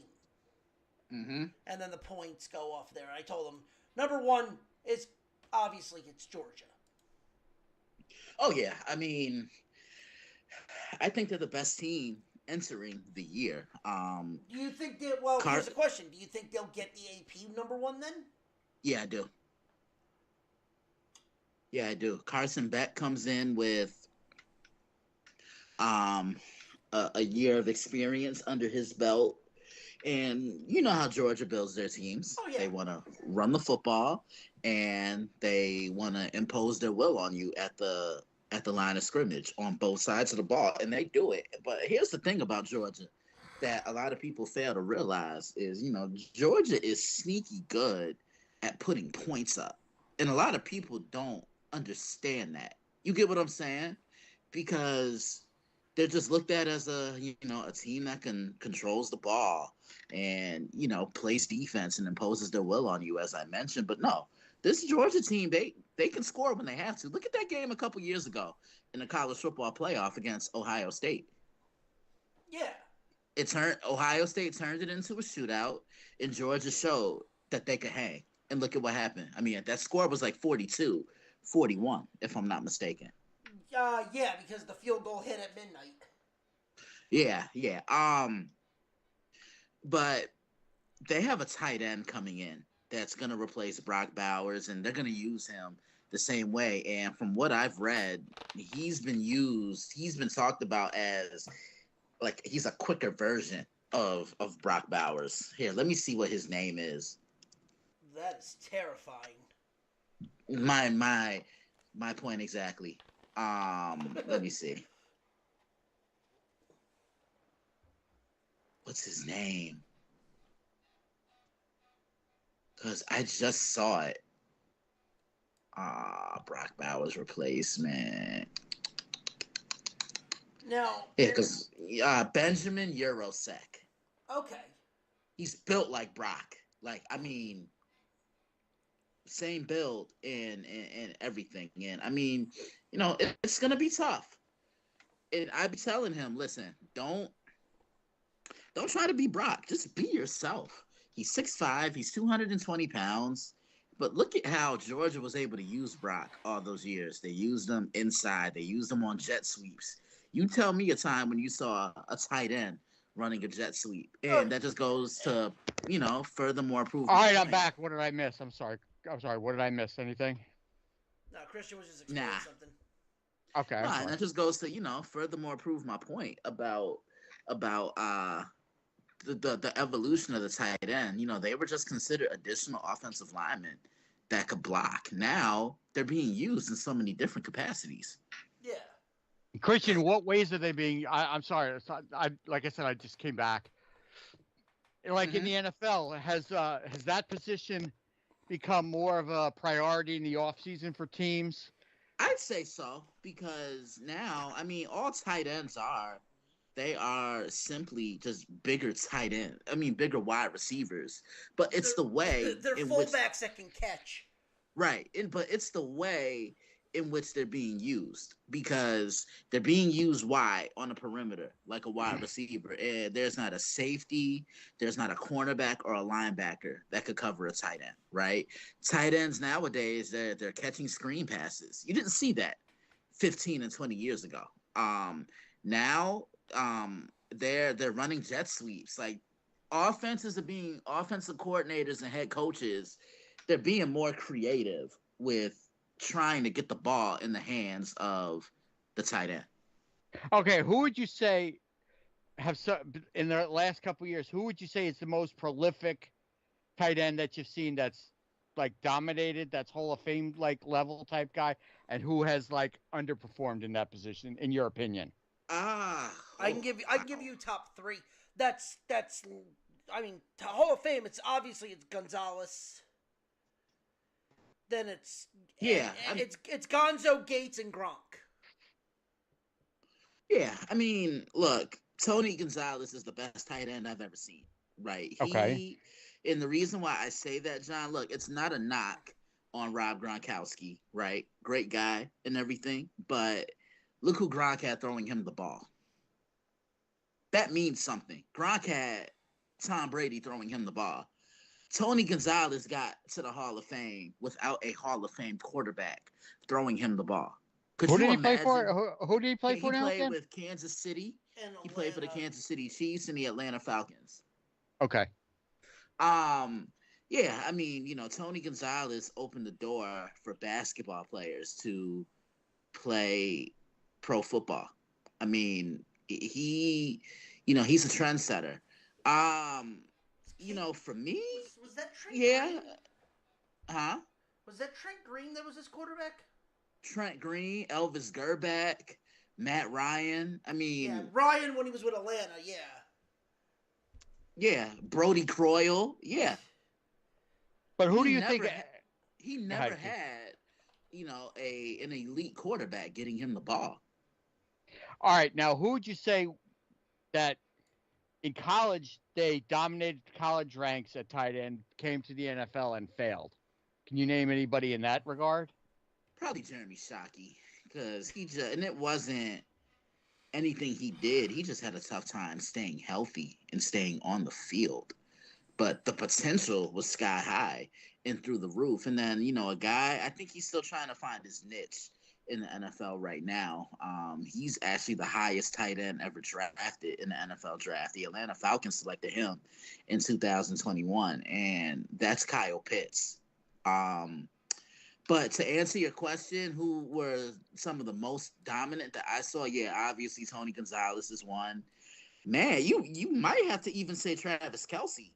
Kelce put up, I think, 8 consecutive seasons of 1,000 yards receiving. Look, John, I'll just tell you this. Travis Kelce's one of the 5 best that I've seen play the position. Him, and then, look, Gronk was great.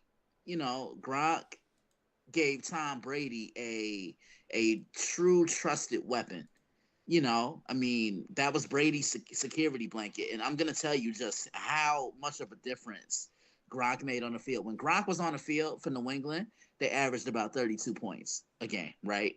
Without him Right. on the field, they averaged about 15 to 16. Wow.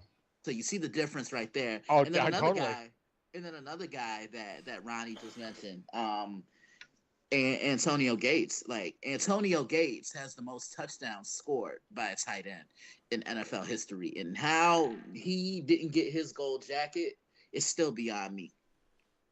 And Yeah, now I know this is off cut, but Jerome Bettis, he was a fullback, right? running He's back. a running back.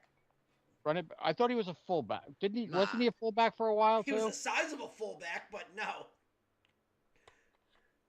Nah, Huh. he was a running back. How the fuck Mike Allstott hasn't gotten a gold jacket yet? It's still beyond me. But and speaking of gold jackets, much love and respect goes out to Steve McMichael. Fuck Even the though he- NFL for that. Congratulations Alright, to him for getting his gold jacket. You didn't have to fucking show him. Yeah, I did see the picture. Christian, did you see the photo we're talking about? Yeah, I saw it. I saw it live when it was happening. You know what? Look, I mean, I was always a fan of McMichael when he played because I've always had a love affair with the Bears on and off my entire life. I've always been a diehard Jet fan, but I've always kind of liked the Bears. I loved them with the Jim McMahon, the Richard Dents, the Refrigerator Perrys, the Mongo McMichaels, Mike Singletaries, all those guys. I mean, I could go on. Walter Payton. The fucking 85 Bears. The 85 Bears were fucking they were the most brutal fucking team that I'm Christian, I'm sure you've done research on that team. That team was fucking just a dominating force top to bottom. And you see, I'll tell you, Steve McMichael actually has a restaurant in a town called Romeoville named Mongo's. And look, yeah, congratulations to him. I'm so happy that he finally, he got his flowers. Yeah, that was tough to see him in that condition. But you know what it is? It's like, as much as I remember that, and Ronnie and I also have. Fuck that shit. Here comes Mungo. He did this shit. He wrestled. He did shit with wrestling too, and he was one of the horsemen and stuff like that. I know Mongo for a whole different reason. What's your reason, dare Oh, I no. ask? Oh, WCW. Well, yeah. His shitty wrestling. But And you know his- what? He and- was a and name. He was a name. And his fucking Fifi dog that he brung to the fucking commentary desk every Monday night. Oh, that's right. I forgot that. No, didn't that dog have a fucking hat? Yes! He fucking brought a chihuahua with him. I'm like, bro. Well, he also brought He also brought Deborah into the wrestling business too. But then again, we won't hold that against him and either. brought him out, and then she found Jeff Jarrett, brought him out, and then she found Stone Cold Steve Austin. And well, I met Deborah once. Need but I that's say just my- more? But no, I always thought, because like I said, I remember Mongo when he played. When he played, my God, was that man a beast on the field? yeah, he was the lane eater. Every defense has it. You know what I'm saying? I'm talking about the guys on the interior of the defensive line that do all the dirty work. So they command all the double teams and they command all the triple teams. And that's exactly what he was. But he was able to get a pass rush from the inside. He's actually 8th all time amongst defensive tackles with sacks, and he made life easier for Dan Hampton and Richard Dent and Mike Singletary and the rest of that entire 85 Bears defense. So him going in, yeah, this is definitely well deserved. Oh, no, Okay, he now deserved to here's go in. It's just how. It's just Why? Here's my question. Why did now some Hall of Fames have done wrestling ones have done this, baseball has done this. Why do they put guys in? Obviously, posthumously, if they pass away, like the Roy Holidays and the Eddie Guerreros and stuff like that, after they pass away. Why did they wait? Why? No, let me get my full statement out. Mongo played like a beast all those years. And like Christian said, he's 8th all time on this. He's what was the cornerstone of the Chicago '85 Chicago Bear team and stuff like that. Why did they wait until he was on his deathbed, literally, Yeah, for them to yeah. finally? I mean, you, I would have liked to have seen him go in and being when he was still able to talk, when he was still Yeah. able to emote. Because basically, I'm sorry to see him. He basically is 100-pound breathing skeleton. That's Yeah. essentially what he is. And I'm not saying that to be disrespectful because ALS is a disgusting disease, and I hope to God they find a cure for it. But to see him to go from what he was to what he is now, and then to finally induct him and to showcase him, like Ronnie said, in that way. You know what? Show a stock photo of him. Yeah, I mean, I get where you're coming from, but here, one example I could give you is when Kobe Bryant went in. Like, Kobe was getting into the Basketball Hall of Fame regardless. Yeah. He Right. unfortunately just happened to lose his life tragically. We knew he was good. I mean, his resume spoke for himself. He's, I think, what, 4th or 5th all time on the scoring list. He had the 5 championships, and I mean, he was a fixture amongst the But- sport. Like but here- he was getting in. But here's the thing, Christian, when it comes to Kobe, and I agree with everything you said, and I'm not a basketball fan, but even as a non-basketball fan, I knew who fucking Kobe was. But what I'm saying is like, when Kobe's time to go in the Hall of Fame was going to come up, I would have loved to have seen him be on that stage and Yeah, talk about his career. That he would have gotten that chance had he not perished in that crash. yeah. Because The I thing always that- said, there were 3 Basketball Hall of Fame speeches that I always wanted to hear. Jordan was one. My favorite player, Allen Iverson, was number 2, and Kobe Bryant. And thankfully, I was able to hear 2 of them. But the whole point of what I'm saying with Kobe as compared to Mongo is the fact that I saw articles about it.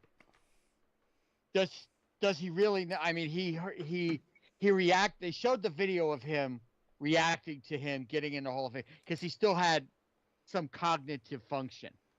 To the fact where he knew they Who, said you're getting in Mongo? yeah, because I remember when his wife told him, and there was a bunch of his Bear teammates were around him when he got in. When they said he was going in, he was still he had a smile. They showed him he was smiling. Mm-hmm. He did have some cognitive, he knew where he was. When I saw the video of him recently, he did not know I don't think he knew what was going on. And that is in itself a tragedy. Yeah. I would have liked to have seen Mongo go in 5 years ago when he was still cognitive, Mm-hmm. when he was still verbal, when he was still mobile. That would have been nice because Mongo deserved it. Yeah. And also the fact that he punked out Angel Hernandez still go down in my all top 10 most disses of that piece of shit. Did you see that, Christian, when he dissed Yeah, him? I remember that. Oh God, I wanted to hug Mongo so much for that because no bigger douchebag deserved to get called out than Angel Hernandez, and Mongo was the perfect guy to do it. All right. Let's move on to the Big Ten. I'll do the top 25 next week because I bet you by next week the AP is going to be out.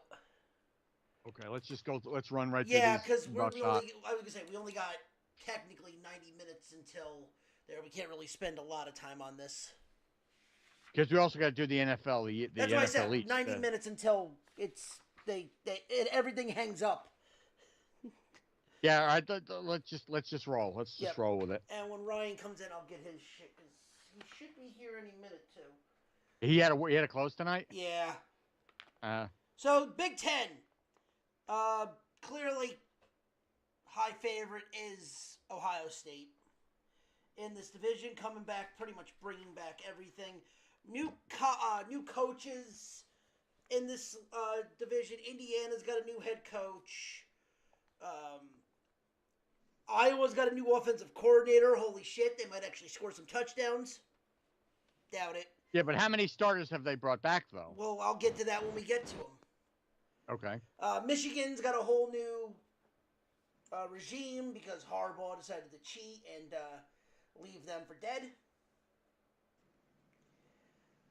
Michigan State's got a whole new regime, even though now they're in a lawsuit because Mel Tucker decided to sue. New defensive coordinator for Minnesota. Nebraska got a new offensive coordinator. Minnesota. Ohio State hired Chip Kelly. That's a big thing for the offense. Why have I heard that name before? Eagles head coach, UCLA's head coach. That's why. UCLA's got a brand new head coach in Deshaun Foster. Penn State, new offensive and defensive coordinator. Personally, Christian, hot take, Penn State doesn't make the playoff this year. They're looking for a new head coach. Yeah, I can see it. Washington's got a new head coach also. Is Penn State out of all that trouble they were in? Are they finally past that? Yeah, they've been out of that for a while because with Joe Pa, they pretty much erased him from existence. Oh, he's been Bob Hollied? Yep. Okay. So, all right. So let's start with the Fighting Illini of Illinois. They bring back 5 players on offense, 4 players on defense. Pretty much normal shtick. Their quarterback comes back.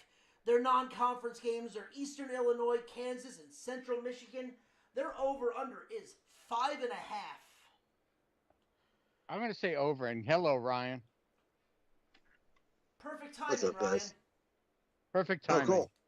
We're just starting the Big Ten, so Oh, yay.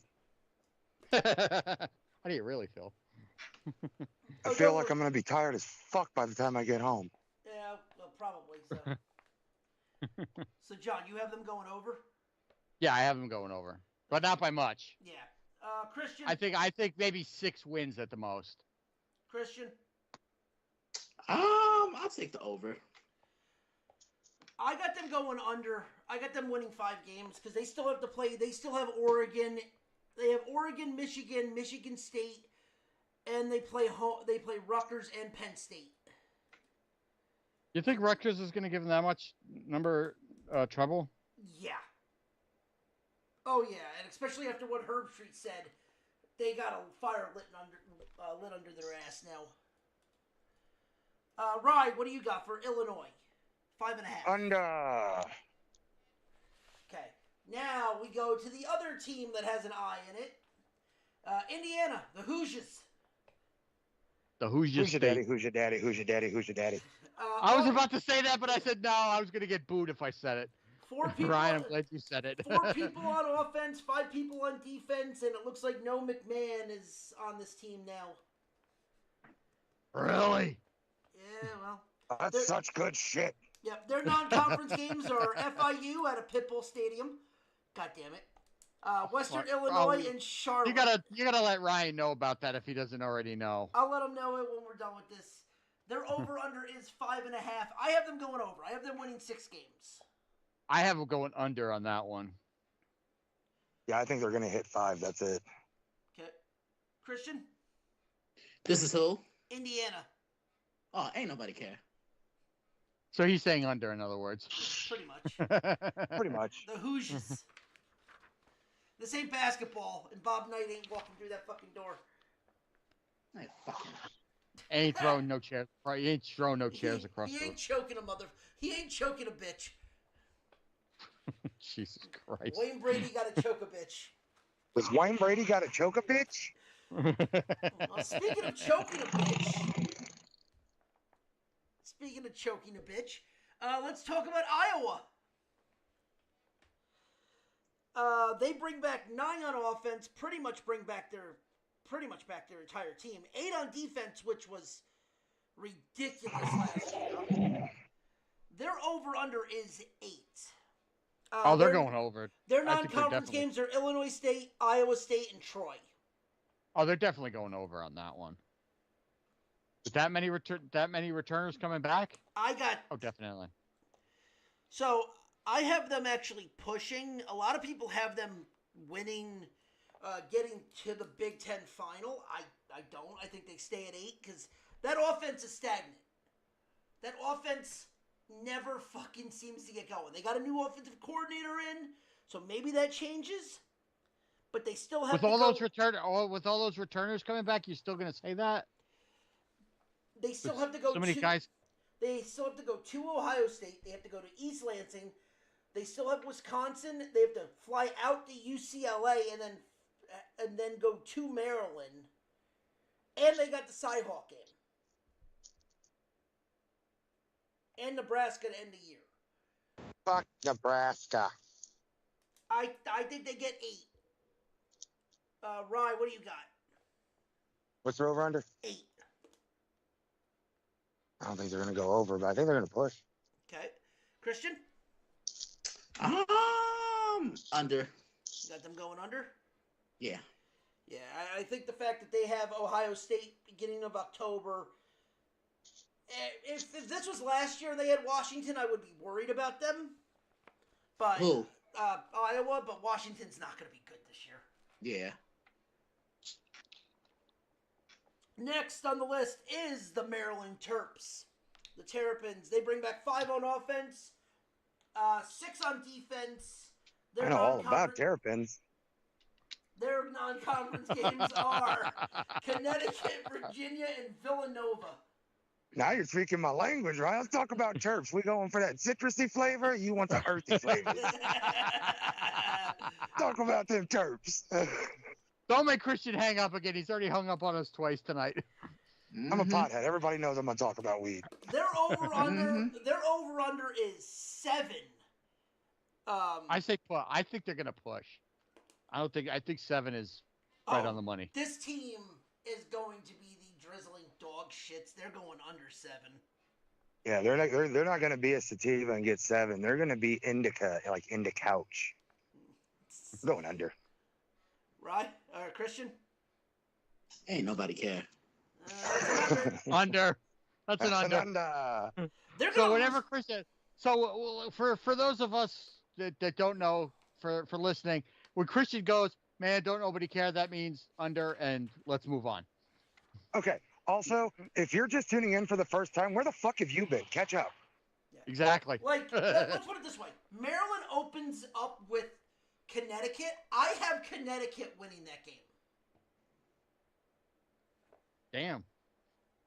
Because Maryland doesn't... All I'm going to say is damn. Everyone's thinking Tua's brothers walking through the door. Nope. He's in the fucking Canadian Football League now, I think. The Hawk Tua? And if anyone names their team Hawk Tua in a fantasy football league, they should be kicked out. Speaking of Tua, Jesus. I got a peek at the new McFarland Sports Picks line. And there's a Hawk Tua? There's a Tua. Tua Tunga. Right. Hey, yo.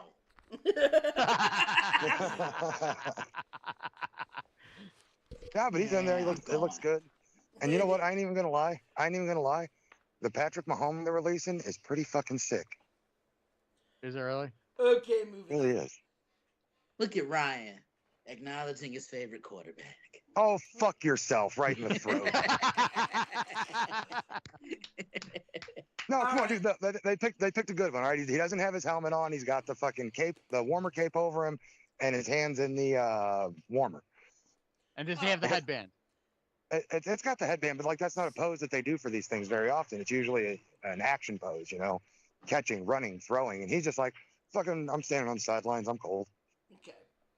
Next, we got the Michigan Wolverines. Wolverines! Harbaugh completely fucked them. They bring back 1 on offense and 4 on defense. The over-under is 9. Their non-conference games are Arkansas State, Fresno State, and Texas. Pomunda cheese. I'm gonna go with the over because the Wolverines always put together a good program, man. This team is rebuilding. This team goes under. Pomunda cheese. Christian? Mm-hmm. Uh-huh. Move Yeah, on. He's going under. Is there a reason you don't... Is there a reason... Because I know you want to say something about Harbaugh. What about Michigan? Yeah. I mean, look, they're gonna take a step back this year. They lost a large chunk of that team that won that title last year. Jim Harbaugh being one, JJ McCarthy being the other. Blake Corum is gone. Yes, they still have God, what's that kid's name? Donovan Edwards. But it's gonna be a year where, can Sharon Moore find a quarterback? Because that to me is what's going to do them in. We already know what Michigan's going to be. They're going to be a great team defensively. They're going to run the football. But when teams load the box up and they take away the flat and they dare you to beat them with your arm, are they capable of doing that? That's the thing that I'm paying attention to. And that week 2 game against Texas is going to really tell us everything. So notable games real quick, and then we'll move to Michigan State. They got Texas the second week. They got the right. That to me, that's going to be a tone setter for the college football playoff. They got the battle for the battle for the jug. That's Michigan State. No, that's Paul Bunyan. Minnesota. They got Minnesota. And then they got the Paul Bunyan Axe, which is Michigan State, but they're probably going to look ahead of that because the next week they have Oregon. Yeah. And then they go to the horseshoe for Ohio State. They could easily lose 4 games and go under. Yeah. And speaking of which, next on the list is the team from East Lansing, Sparty. Ain't nobody care. Oh, their over-under is 5, and their non-conference games is Florida Atlantic, Louisiana, and Boston College. Boston College, by the way, that is the bandana game. That's a loss for Michigan State. You're gonna hear somebody's yapping ass mud as I walk by. I think they'll win 5 games. I'll have them push, but they ain't winning much. Ryan has under. John? What's the number? 5. I'm gonna eat I'll this say dog's push. face live on the air. I'm gonna say push. I'm just gonna say push on that. Christian? I'm gonna take the under. Jonathan Smith comes into a situation. Random doggy, I want to where eat your face. What? They're really gonna have to rebuild. Yeah. No, that's it. Under. Yep. All right. Under. All right. Next game, Minnesota, the Golden Gophers. Non-conference games are North Carolina, Rhode Island, and Nevada. There's possible 2 wins right there. They bring back 5, and they bring back 5 on offense, 8 on defense. Their over/under is 5.5. They bypass a lot of teams. I think they win. I think they win 7 games. I got them going over. Okay. John, what do you got? 5.5. Over. I say over. This is who? Minnesota. Minnesota. Minnesota. Man, don't nobody care. Minnesota. Don't nobody care. Under. Ryan, what are you taking? Under. Okay. All right, Nebraska, the Huskers. Non-conference games are UTEP, Northern Iowa, and Colorado. They bring back 6 on offense, 7 on defense. Their over/under is 7.5. They have to play Ohio State and Iowa and Wisconsin. I'll say over on that one. I think I smell a meth lab. Hello. Christian, what do you got for the Huskers? Mm-hmm. You just gonna go everything under? Fuck Big Ten. I mean, look, Matt Rule's coming in. I'll say over, but slightly. Okay. And don't ever question me, guy. You must not like your left Achilles. I'm gonna say under, but they win 7. Ryan, what do you got? Somebody is definitely cooking meth around here. Ryan. Dude, it's a really chemically smell out of nowhere, and it's only in this one little part of my walk. Somebody's cooking meth around here. Oh, under. Yeah. Tell Raider Dave Dynamite to, drop in, Monty. tell Raider Dave to stop getting high. No, this one isn't Raider Dave. He's at the house breaking his IKEA furniture. All right, And next. I'm officially at the halfway mark of my hike. Northwestern Wildcats, after an insane year last year, where they went 8-5. Suck my 8-5. Their non-conference games are Miami of Ohio, Duke, and Northern Little Miami Miracle, baby. and Eastern Illinois. Their over/under is 4.5. Under. It's 4.5. I got them going over. I think they're winning 6 Yeah. games. They're going over. I ain't necessarily saying they're going bowling, but they're going over. Christian, I'll take the over. after what they did last year, it's Hey, we don't talk about that. all right. The Ohio State University bring back 6 on offense, including probably the top receiver coming out of the draft this year. Egbuka. Yep. And 9 on defense. Their non-conference games are Southern Miss, Western Michigan, and Marshall. Their over/under's 10.5. They're going unbeaten. Yeah, Over. they're definitely going over. Oh, definitely over. Yeah, they're going over. I think this is the best. I think this is the best team on paper that Ryan Day has had since he's been there. This is They're going to be getting this is going to be the fastest. they're getting a great quarterback in Will Howard. They're getting a great running back in Quinshawn Judkins. Jim Knowles is still going to be running that defense. Yeah, they're going to be a tough out. This team to me could contend for a national championship. Yeah, and Chip Kelly. Well, Christian, let Bingo. me ask you this: Could this be Yeah. Could this be a dynasty in the making with this team? I mean, Ohio State hasn't won it since 2014, so if they could win it, and then if they could muster up a couple of other like wins in the title game, then yeah, it's a potential. It's a possibility. These last couple years, I mean, Michigan caught up to them. I always said, Ohio State had better quarterbacks when they were beating up on Michigan. Now, Michigan gets themselves a quarterback and they win 3 games and they win. They beat them 3 times in a row, and one of them was in the shoe. This year, I could see Ohio State snapping that losing streak. The fuck is going on? It's all that meth in the air. That's what's fucking Ryan, up. what are Damn. you saying? What's the over-under? 10.5. Under. Okay.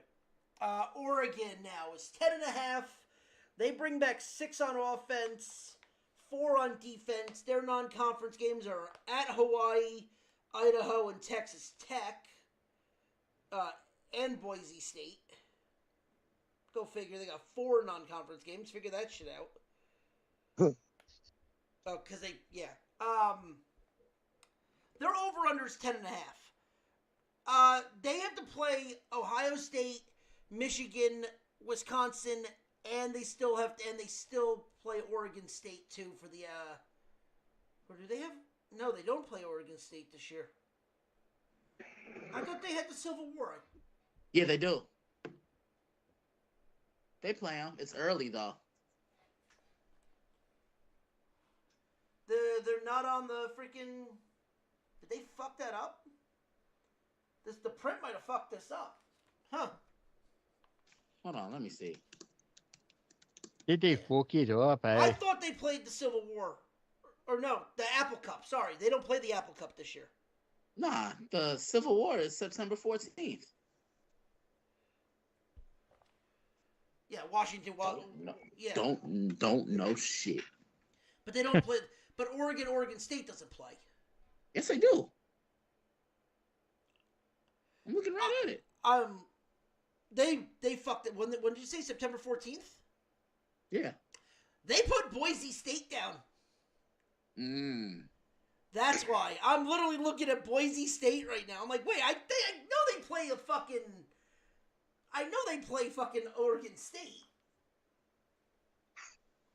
Okay. Yeah, and that's in what's it called? That's in a neutral site, right? That what the Civil War? Yeah. Nah, it's in Corvallis. I think. Oh, okay. They really. I just fucked. told you. See, don't nobody listen. Oh no, they really fucked us up though. All right. So Damn. So their over under is 10.5. This is Who, Oregon? Oregon. This is an under. I have them winning 9 games. They're definitely going over. Is that a laugh track? That's a car. It sounded like a laugh track, canned laughter. You have them going over? Yeah. I don't. I didn't know Power Stroke sounded like fucking laugh track. John, what do you got? I'll say over. Right? I'm gonna say over, and I'm also gonna say Power Stroke is my nickname. Hey now. Ew. I don't know. I do not trust this team. Let's put it that way. All right. Penn State. Their over-under is 9.5. They bring back 5 on offense, 6 on defense. Their non-conference games are West Virginia, Bowling Green, and Kent State. They play Ohio State. That's it. That's pretty much their big game. Their biggest game is they play home against Ohio State. That could really fuck them up, and they're 9.5. I have them going over and making the title game against Ohio State for a rematch. I'm taking the under. I don't trust Penn State. Yeah, I'm with Christian. I'll go with that. Okay. Yeah, I'm taking the under on that one. So then you're all predicting that Penn State starts looking for a head coach. Yeah. You Makes got sense. it. Because if he does Bingo. not, he does not make the playoff with them expanding the playoffs, that's the reason they fucking pretty much expanded them. Yeah, then his ass is fired. All right, the Boilermakers You're are fucking out of here. Purdue Boilermakers. They bring 6 on offense, 5 on defense. Their non-conference games are Indiana State and Notre Dame at Oregon State.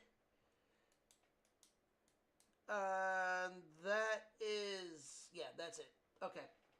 The Boilermakers over-under is 4.5. Yeah, scheduling for them was not kind. Penn State likes to be... not Penn State. Purdue is that team that likes to fuck shit up. I got them only winning 4 games and going under. I'll go under. I mean, Yeah, they're going to take the under, but they always just seem to pose as a threat. And they're 90 always in seconds. games, and they're always in games that they have no business being in. Like Ohio State. Mm-hmm. Ryan, what do you got? under. Okay. All right. Now it's my team. Rutgers. Ain't nobody Under, care. motherfucker. The Rutgers Scarlet Knights. Their over-under is 6.5. They bring 60 back seconds. 6 players on offense, including the Big Ten leading rusher. 6 on defense.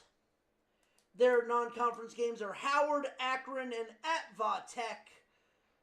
They don't touch Michigan. They don't touch Ohio State. This You're winning team, 4 games all season. Nope.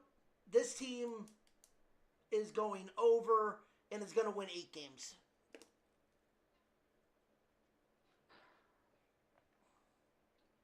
I don't know. I'll say a push.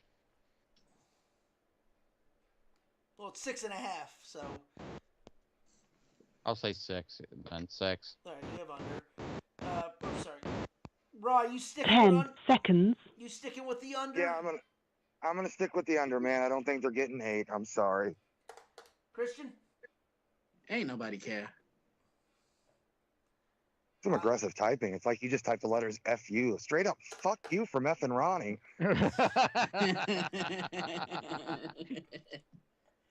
Damn, I miss having this much fun. Yeah, ain't nobody care. with the home games. They don't have the only game they have to travel to is USC in October. Everything else is either home or within reason. I'm gonna get slapped in the penis. That dude, USC, which we'll get to, they're not gonna be good this year. They're not a team that people are gonna surprise. But first, we'll deal with the other team that's in LA, and that's UCLA. LI. The team out on the West Coast, which makes no fucking sense why they're in the Big Ten. UCLA bring back 5 on offense, 4 on defense. Their non-conference games are Hawaii, LSU, and Fresno State at the end of the year. What the fuck? Chico State. Yeah, Chico State. Their over-under is 5.5. This game they now have no real head coach. Chip Kelly's gone. Under. Christian, do you need me to say it for you? Nah, they'll go under. Yep. Now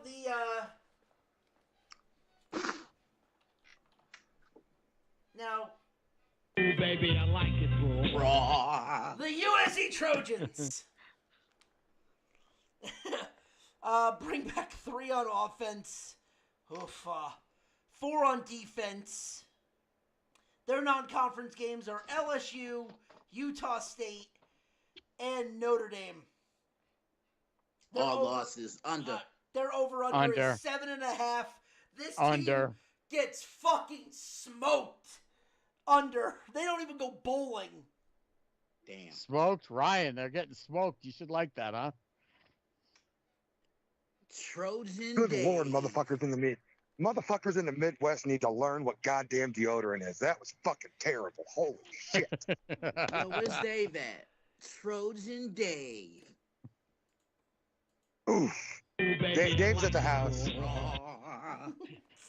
Dave's at the house. He might be able to pop in, but we're still a good 20 minutes from there. Well, Alright. Ryan, Where'd you drive? Where's your car?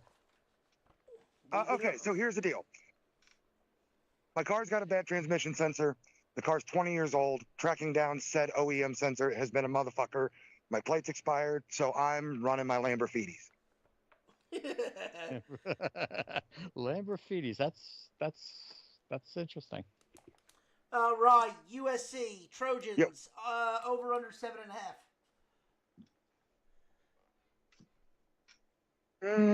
I might get hit by a car, but let's go under. So you were wishing you were a French pole vaulter. Under 7.5. I am a French pole vaulter, sir. Clearly, you've never zoomed in on my wrestling pictures.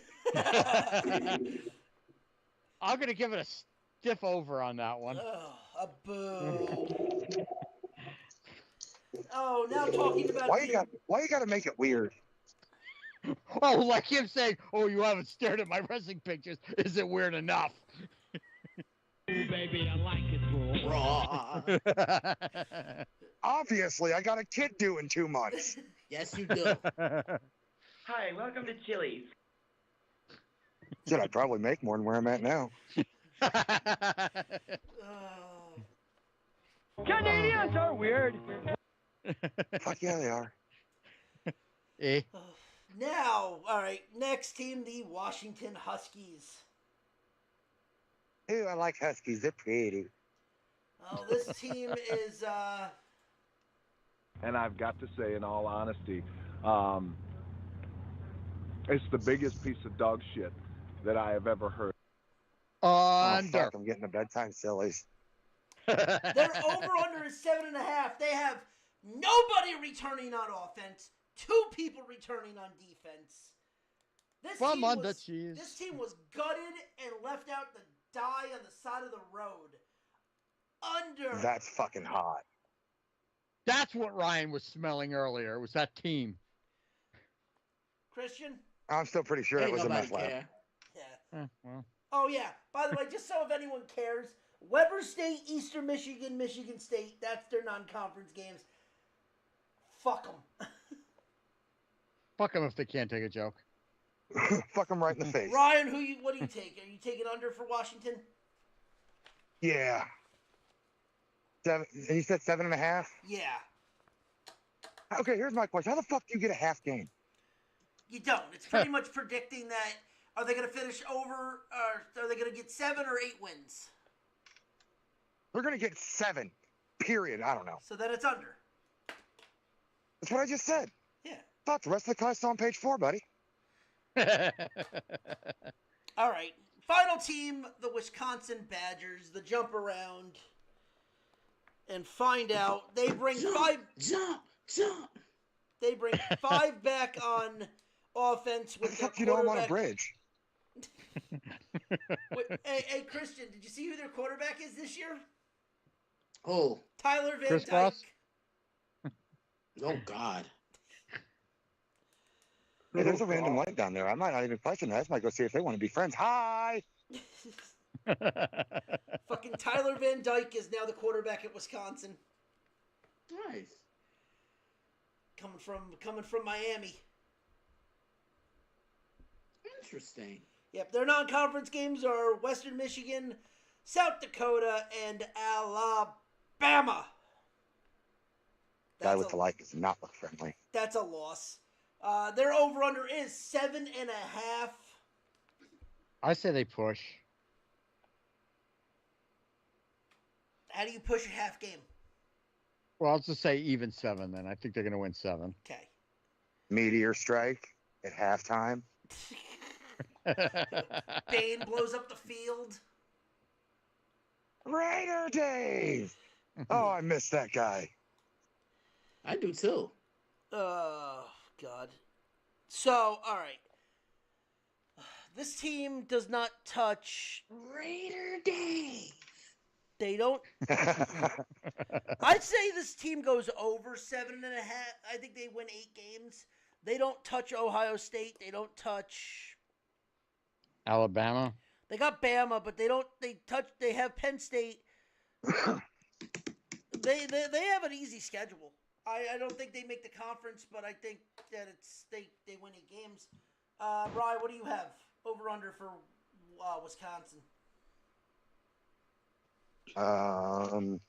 Over. Ah, that's a large spider. Christian, what are you taking? For Wisconsin? Yeah, What's the over under again? 7.5.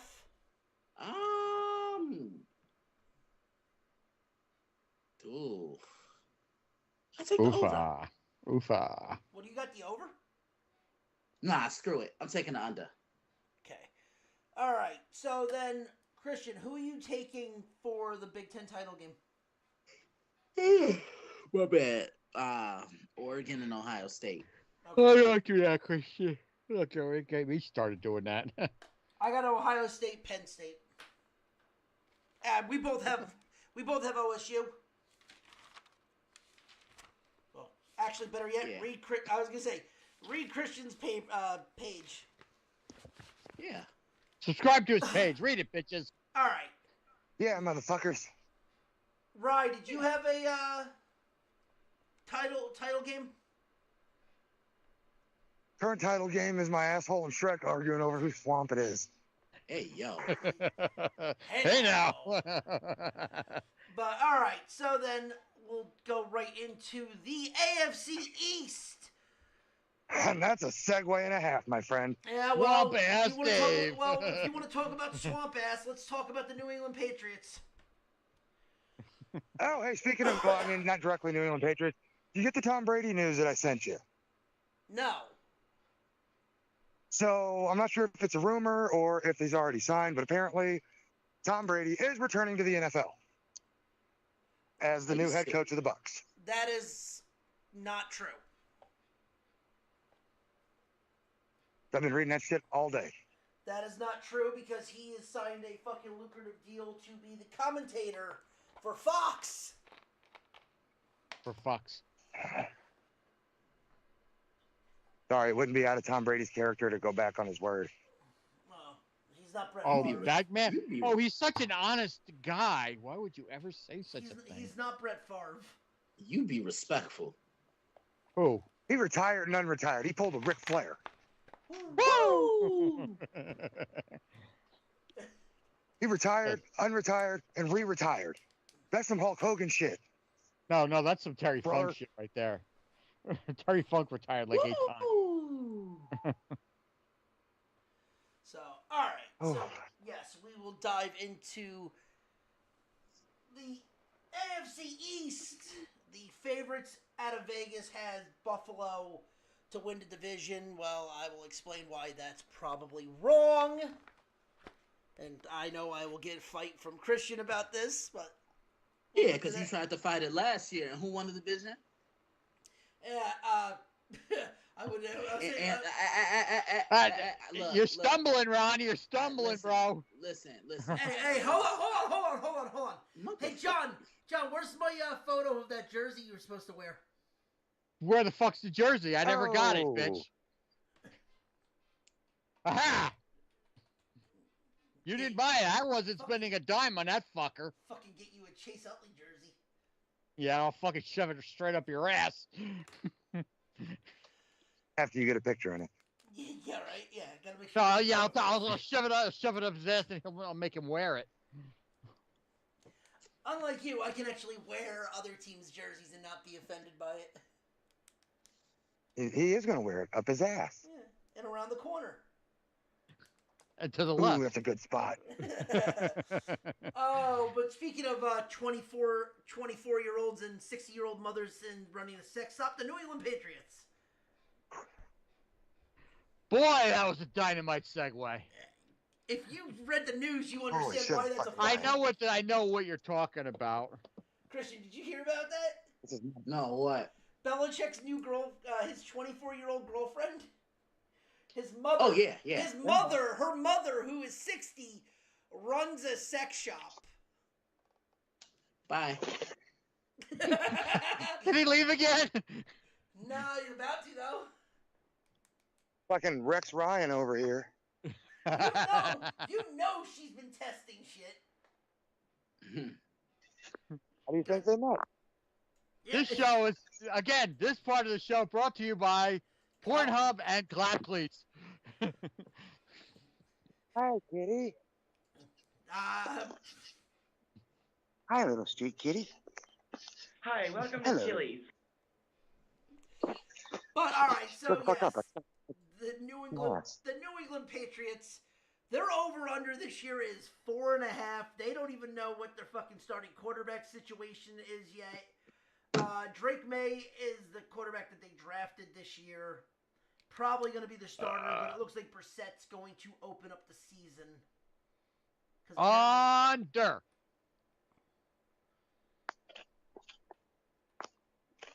Yeah, they're not gonna. They open up with the fucking Bengals. They're gonna get fucking destroyed. They gonna get bitch slapped. They're going to get butt fucked by the Bengals. I think they win 4, so yeah, under. Under. Yeah, under. I could see them winning just 4. Yeah. I'd be Fuck the shocked if Patriots. they won 4. All right. So next on the list is the Miami Dolphins. Looks like Might die on the air. Tua is not playing at all this preseason, so that's the news out of that. Tua. They drafted Chop Robinson out of Penn State, off the edge. No, other than that, no real big names coming out of Miami. I mean, really, it depends on how many kids that Tyreek Hill ends up having. Jesus I mean, Christ. he has a kid for every 800 yards. If you saw that AI, you get that joke. I didn't, so I don't get the Christian, joke. did you see that? You motherfucker. The AI, yes, he has. That's why they brought him in the training camp early to work on his pull-out game. Fucking burn speed. You motherfucker. Ronnie, I keep telling you, he's not far away from you now. You're trying to have more kids than Nick motherfucking Cannon. Hey, no Nick Cannon slander. Fuck fuck Nick Cannon. He's the only one that actually. Nick Cannon's the only one that made it out of Nickelodeon alive. Nick Cannon's He's not wrong. He's not bitch. wrong. The only reason Nick Cannon got canceled because he red pilled everybody. Oh, Jesus Christ. Not that kind of red pill. He didn't Bill Cosby anybody, damn it. He didn't pudding pop anybody? Slow pudding. Oh, hold on. This actually fits for that. Canadians are weird. Yeah, fuck you. Fuck your feet pictures.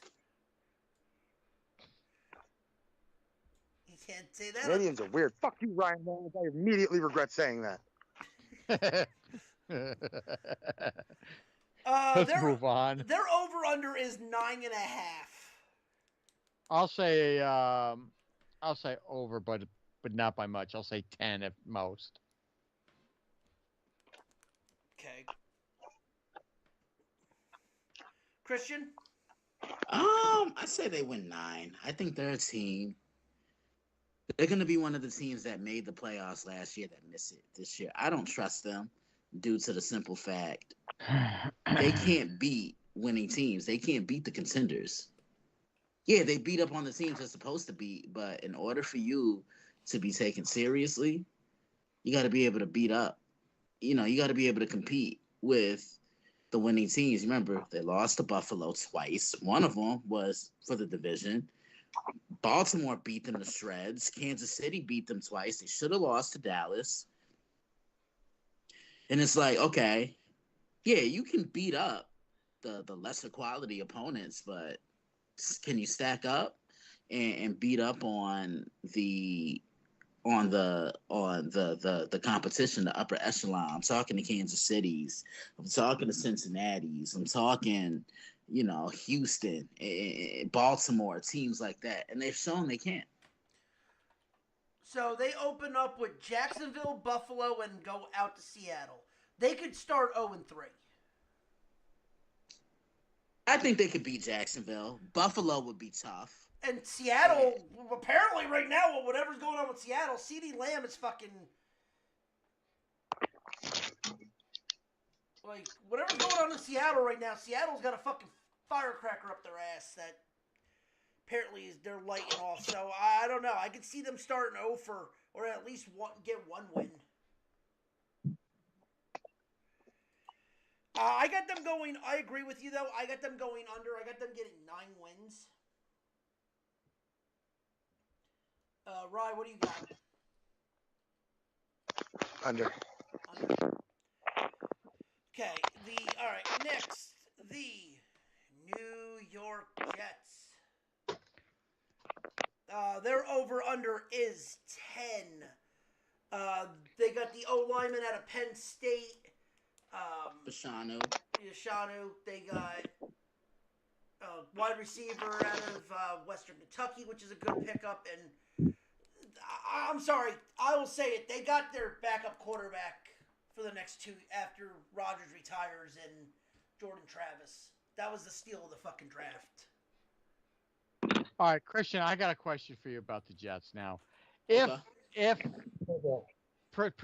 providing Aaron Rodgers stays on the field, is this a different team than we saw last year? Obviously, it'll be if Rodgers is there, but do you see them being more of a offensive team this year or a more defensive team this year? I think they're going to be more defensive because I'm kind of having a hard time trusting the Jets offense just due to the simple fact you don't know what you're going to get from the offensive line. So that's number one, right? Okay. You don't know what you're going to get. Okay. After Garrett Wilson and Breece Hall, they really don't have another receiver to consistently share the football with, know? Like, Alan Lazard is very hit or miss. Didn't they cut him? Didn't they cut Lazard though? I think they did.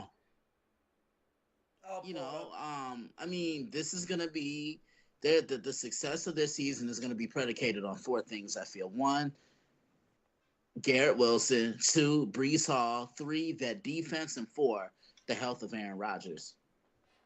So, yeah, they cut Lazard. Okay. I thought they did. Mike Williams just got off the PUP list.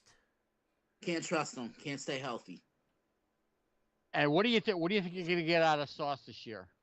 I mean, Sauce is going to be Sauce. He's going to do what he has to do. I mean, he's already established himself as one of the best corners in the National Football League. He's going to do what he does. And you remember what Revis said about Sauce Gardner a couple of years ago. He gives the Jets an identity on what they want to be, because Sauce can do things that Revis couldn't. Sauce can actually play in zone defense. Revis was pure man-to-man, stay up on the line of scrimmage, and do it on the island.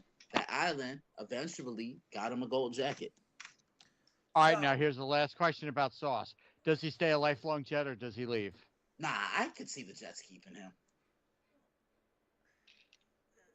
But, so, right now, and here's the thing. The Jets won 7 games with nothing on offense. Right.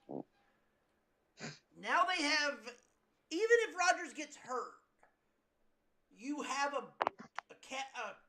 good backup in Tyrod Taylor. Right. Rodgers stays healthy, they're winning 13 games. No, they're not. Wait. With that defense, yes, they are.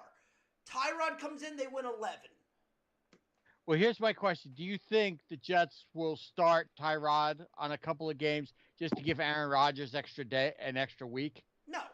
Rodgers starting week 1 against 49ers.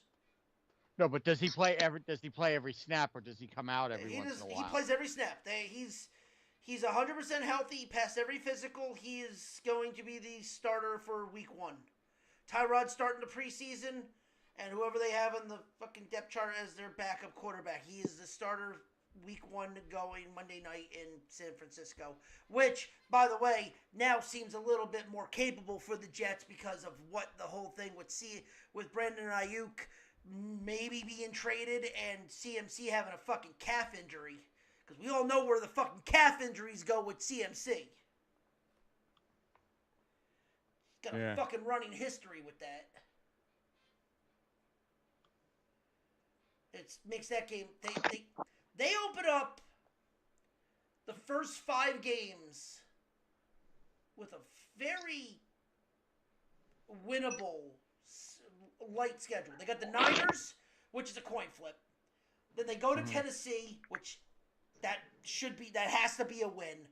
Home against New England, that should be a win. Against the Broncos, should be a win. Against Minnesota, that's the London game. They should be 4 and if even I'll give the loss even for San Fran. They should be 4-1 going into their bye week. Do they have any Monday night games this year? They open up Monday night. Oh, so they're opening up against San Francisco on Monday? Yep. Cool. Yeah, going into the Bills game on the 14th, they should be 4-1. At best. Christian, you think I'm wrong? Like, am I lying? Yeah, again, it depends on the health of Aaron Rodgers, but the Jets, if they do make some noise, it's going to be as a wild card team. I have them winning 9 games, because you got to be able to win within your division, which I think they can do, but they have some challenging games, because I know they got to go to Pittsburgh. That's not going to be easy. San Francisco, that's not going to be easy. You got to go to Orchard Park. That won't be easy. They have to do that every year. Right. So I'll know more about them a month into the season. Ask me then.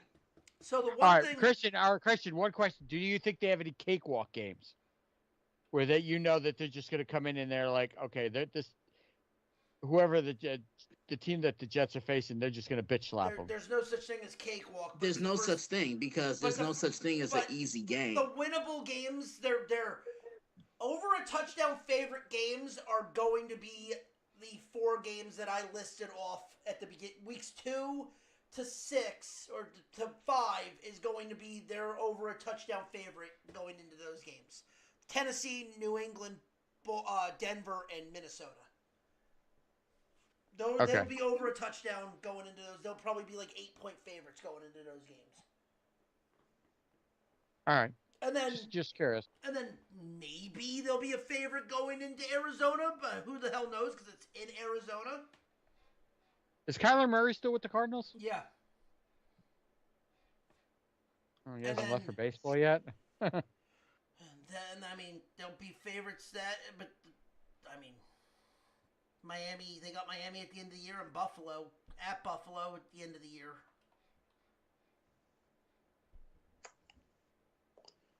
I mean, their schedule, I have them going over. I have them winning 11, like I said, even with Tyrod, I have them winning 11 games straight up with that defense. Won 7 games without a quarterback. Even if Rodgers stays healthy, they're winning at least 11 games. They're going over. You know what it is? It's like the fan in me is thinking one thing, but realistically, I was psyched this time last year because of Aaron Rodgers, and then 5 plays in, I was crushed. So I'm gonna. I'm really undecided when it comes to the Jets. I'm really undecided because, like I said, the fan in me wants them to win at least 10 to 12. But realistically, it's like Christian said. It's all going to depend on Aaron Rodgers. If Aaron Rodgers is healthy, this team is a 10 to 12 win team. But if he's not, they might be a 7 and 8 win team. See, I would agree if we didn't have a capable backup. We have a depth quarterback now, like a guy that Tyrod Taylor is a suitable backup. I know he is because he was great with the Giants. I get it. But I think the key for the Jets this year has got to be the health of Aaron Rodgers. Aaron Rodgers has to be Aaron Rodgers for the Jets to be. No, he doesn't. That's the funny thing. Everyone's seeing Aaron Rodgers and thinking they need MVP Aaron Rodgers. No. You have a defense that, literally, I'm going to say this, and people are not going to understand why I said this. Aaron Rodgers needs to be Vinny Testaverde. He needs to go in, manage games, and not lose them. If he needs to win them, go put it on your shoulders and win them. Let the defense and Breece Hall win you games. You're not wrong. The Jets got famous for being a fucking lunchbox team. That's what this team is now with that defense. They're not going to win shootout games. They're going to ugly the fucking games up. And also the question is, can this line stay healthy? Because, like Christian said, you have Tyron Smith, who doesn't play a full season. Elijah Vera Tucker hasn't had a full year since his rookie year.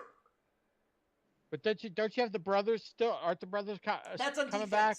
That's on defense. Oh, it's on defense. That's right. But the question is this is why you drafted Ashanu. For the reason that if Taylor Smith gets hurt, you have a capable backup. You have depth on the team. Christian, how good was this kid? I mean, I've only seen a little bit. How good was this kid in college? Who, Fashanu? Yeah, that the Jets drafted. Oh yeah.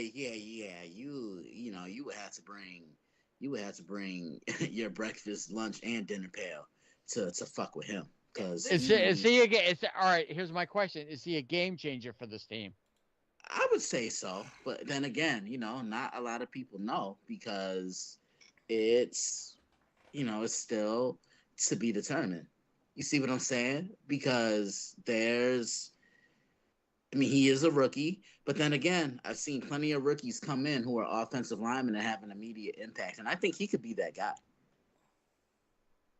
Okay, these are why I ask the questions I ask, because I value your opinion when it comes to this, so that's why I figured anybody I'm going to ask can trust their opinion is going to be you. So, But I have them going over John. What do you have? Are you gonna just you know what?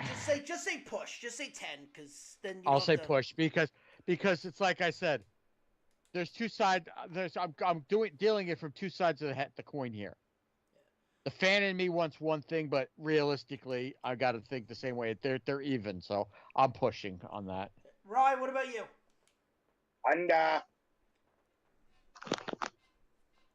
Any reason or just because? Oh, because I think that the fan base is going to put too much fucking pressure on good old Aaron Rodgers, and he's going to fuck himself up again. No, that's New York. That's New York media in general. Yep, and that's what's going to do it, man. He's not used to that type of pressure. Yeah, and look, to elaborate on what Ryan said, he can get away with certain things in Green Bay. You can't do that in New York City. No. No, you're right. Yeah, you're completely right. And finally, the Buffalo Bills. Oh, draft. Who's starting quarterback for the Bills? Still Josh Allen, but. Still Josh Allen. But the question is other than now he's passing to a rookie and Keon Coleman, who is he really throwing the ball to? Because they lost Diggs. And what's his? Curtis Samuel, Coleman, and Coleman hasn't even practiced yet. Marquez Scantling is there. Josh, I think, if you want to go by offense, the Buffalo Bills offense have taken a step back. They have regressed a lot.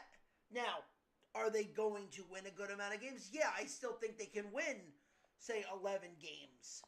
But I think there's a lot more holes because of the salary cap issues that they're not solidifying, that there's going to be a bigger issue.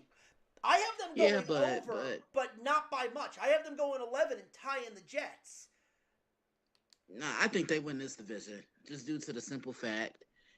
Yeah, they may have some question marks, but at the end of the day, they have the best player in the division, and that's Josh Allen, right? Look, yeah, everything you said is spot on, but the way I look at it, no one's gonna know what to expect with Buffalo.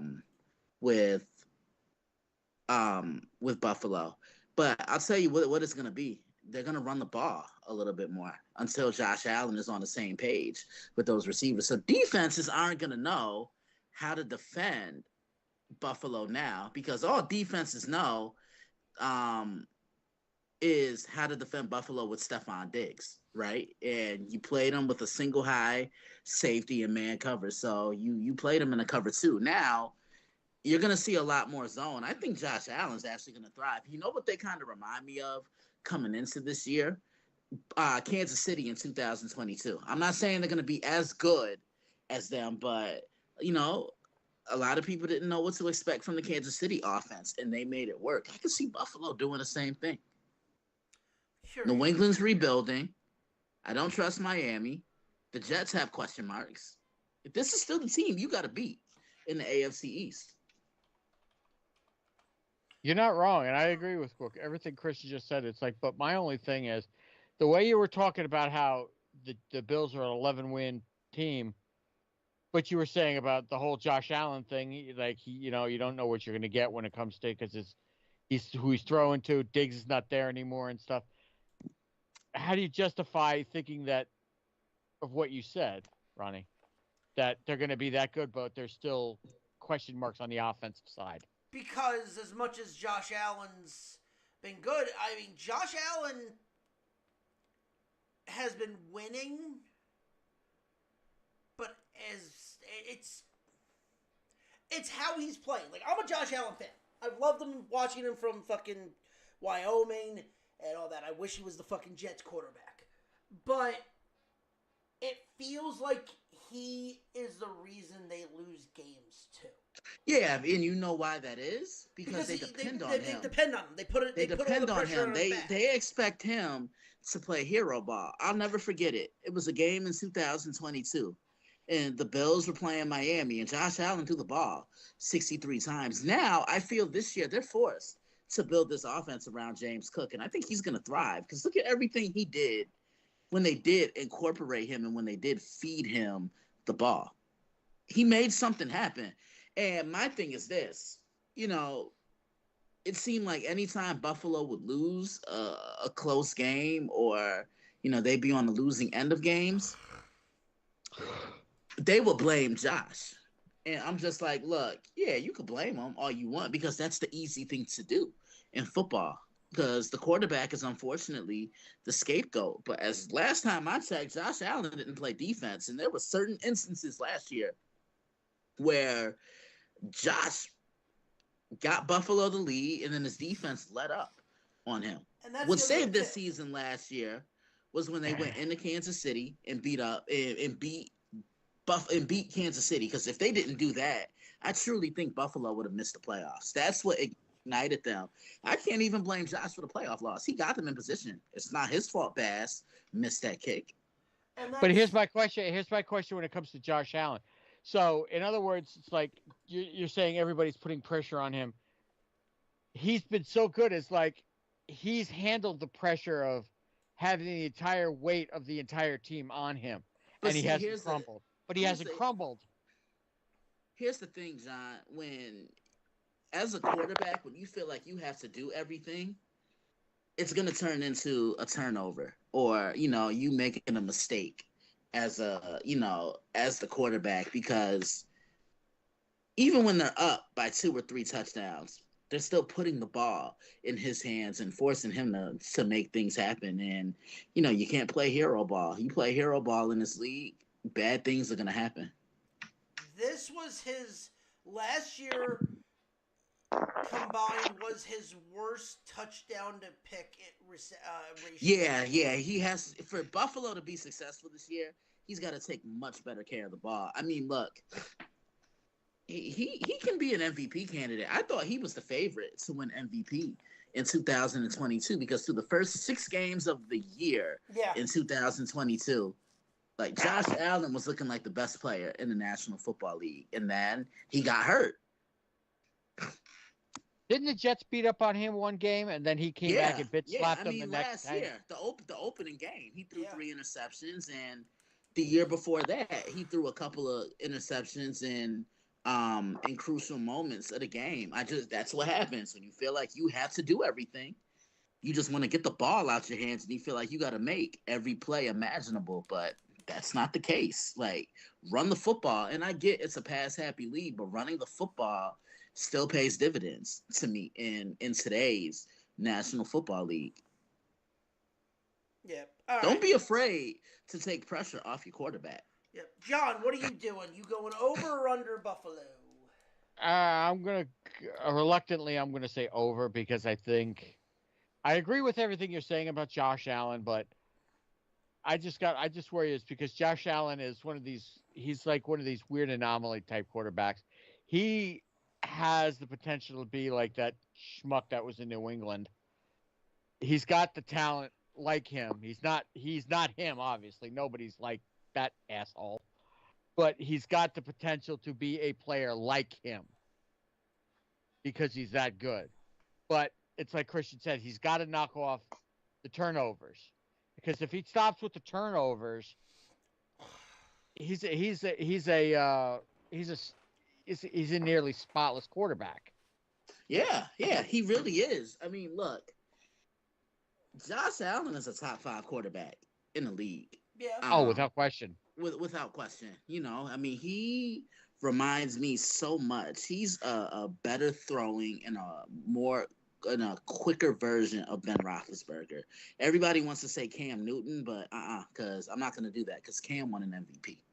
Right. But yeah, it's his ability to extend plays. Yeah, you know, he just has to play clean football. When he does that, good things normally happen for Buffalo. He's untouchable. He's basically untouchable. Yeah, but again, the best thing the Bills did was fire Ken Dorsey. as their offensive coordinator, because if they didn't do that, I don't think Buffalo goes on the run that they do. You know, Joe Brady came in and he decided to provide a little bit of balance, and they were running the football. That's going to be the key for the Buffalo Bills this year. Will they let James cook?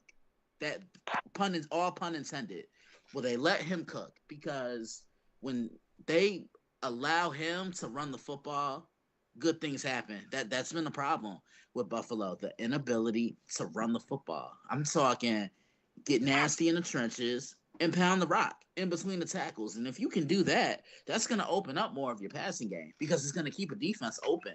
They're going to draw linebackers. They're going to put linebackers in the box. They're going to force safeties to come down in the box because you're more of a threat to throw the football. And then, bam, that's when play action comes in, and you're able to take a shot or two down the field or over the top or work the flat. But, yeah, like balance is still key in the NFL. I understand it's a pass-happy league.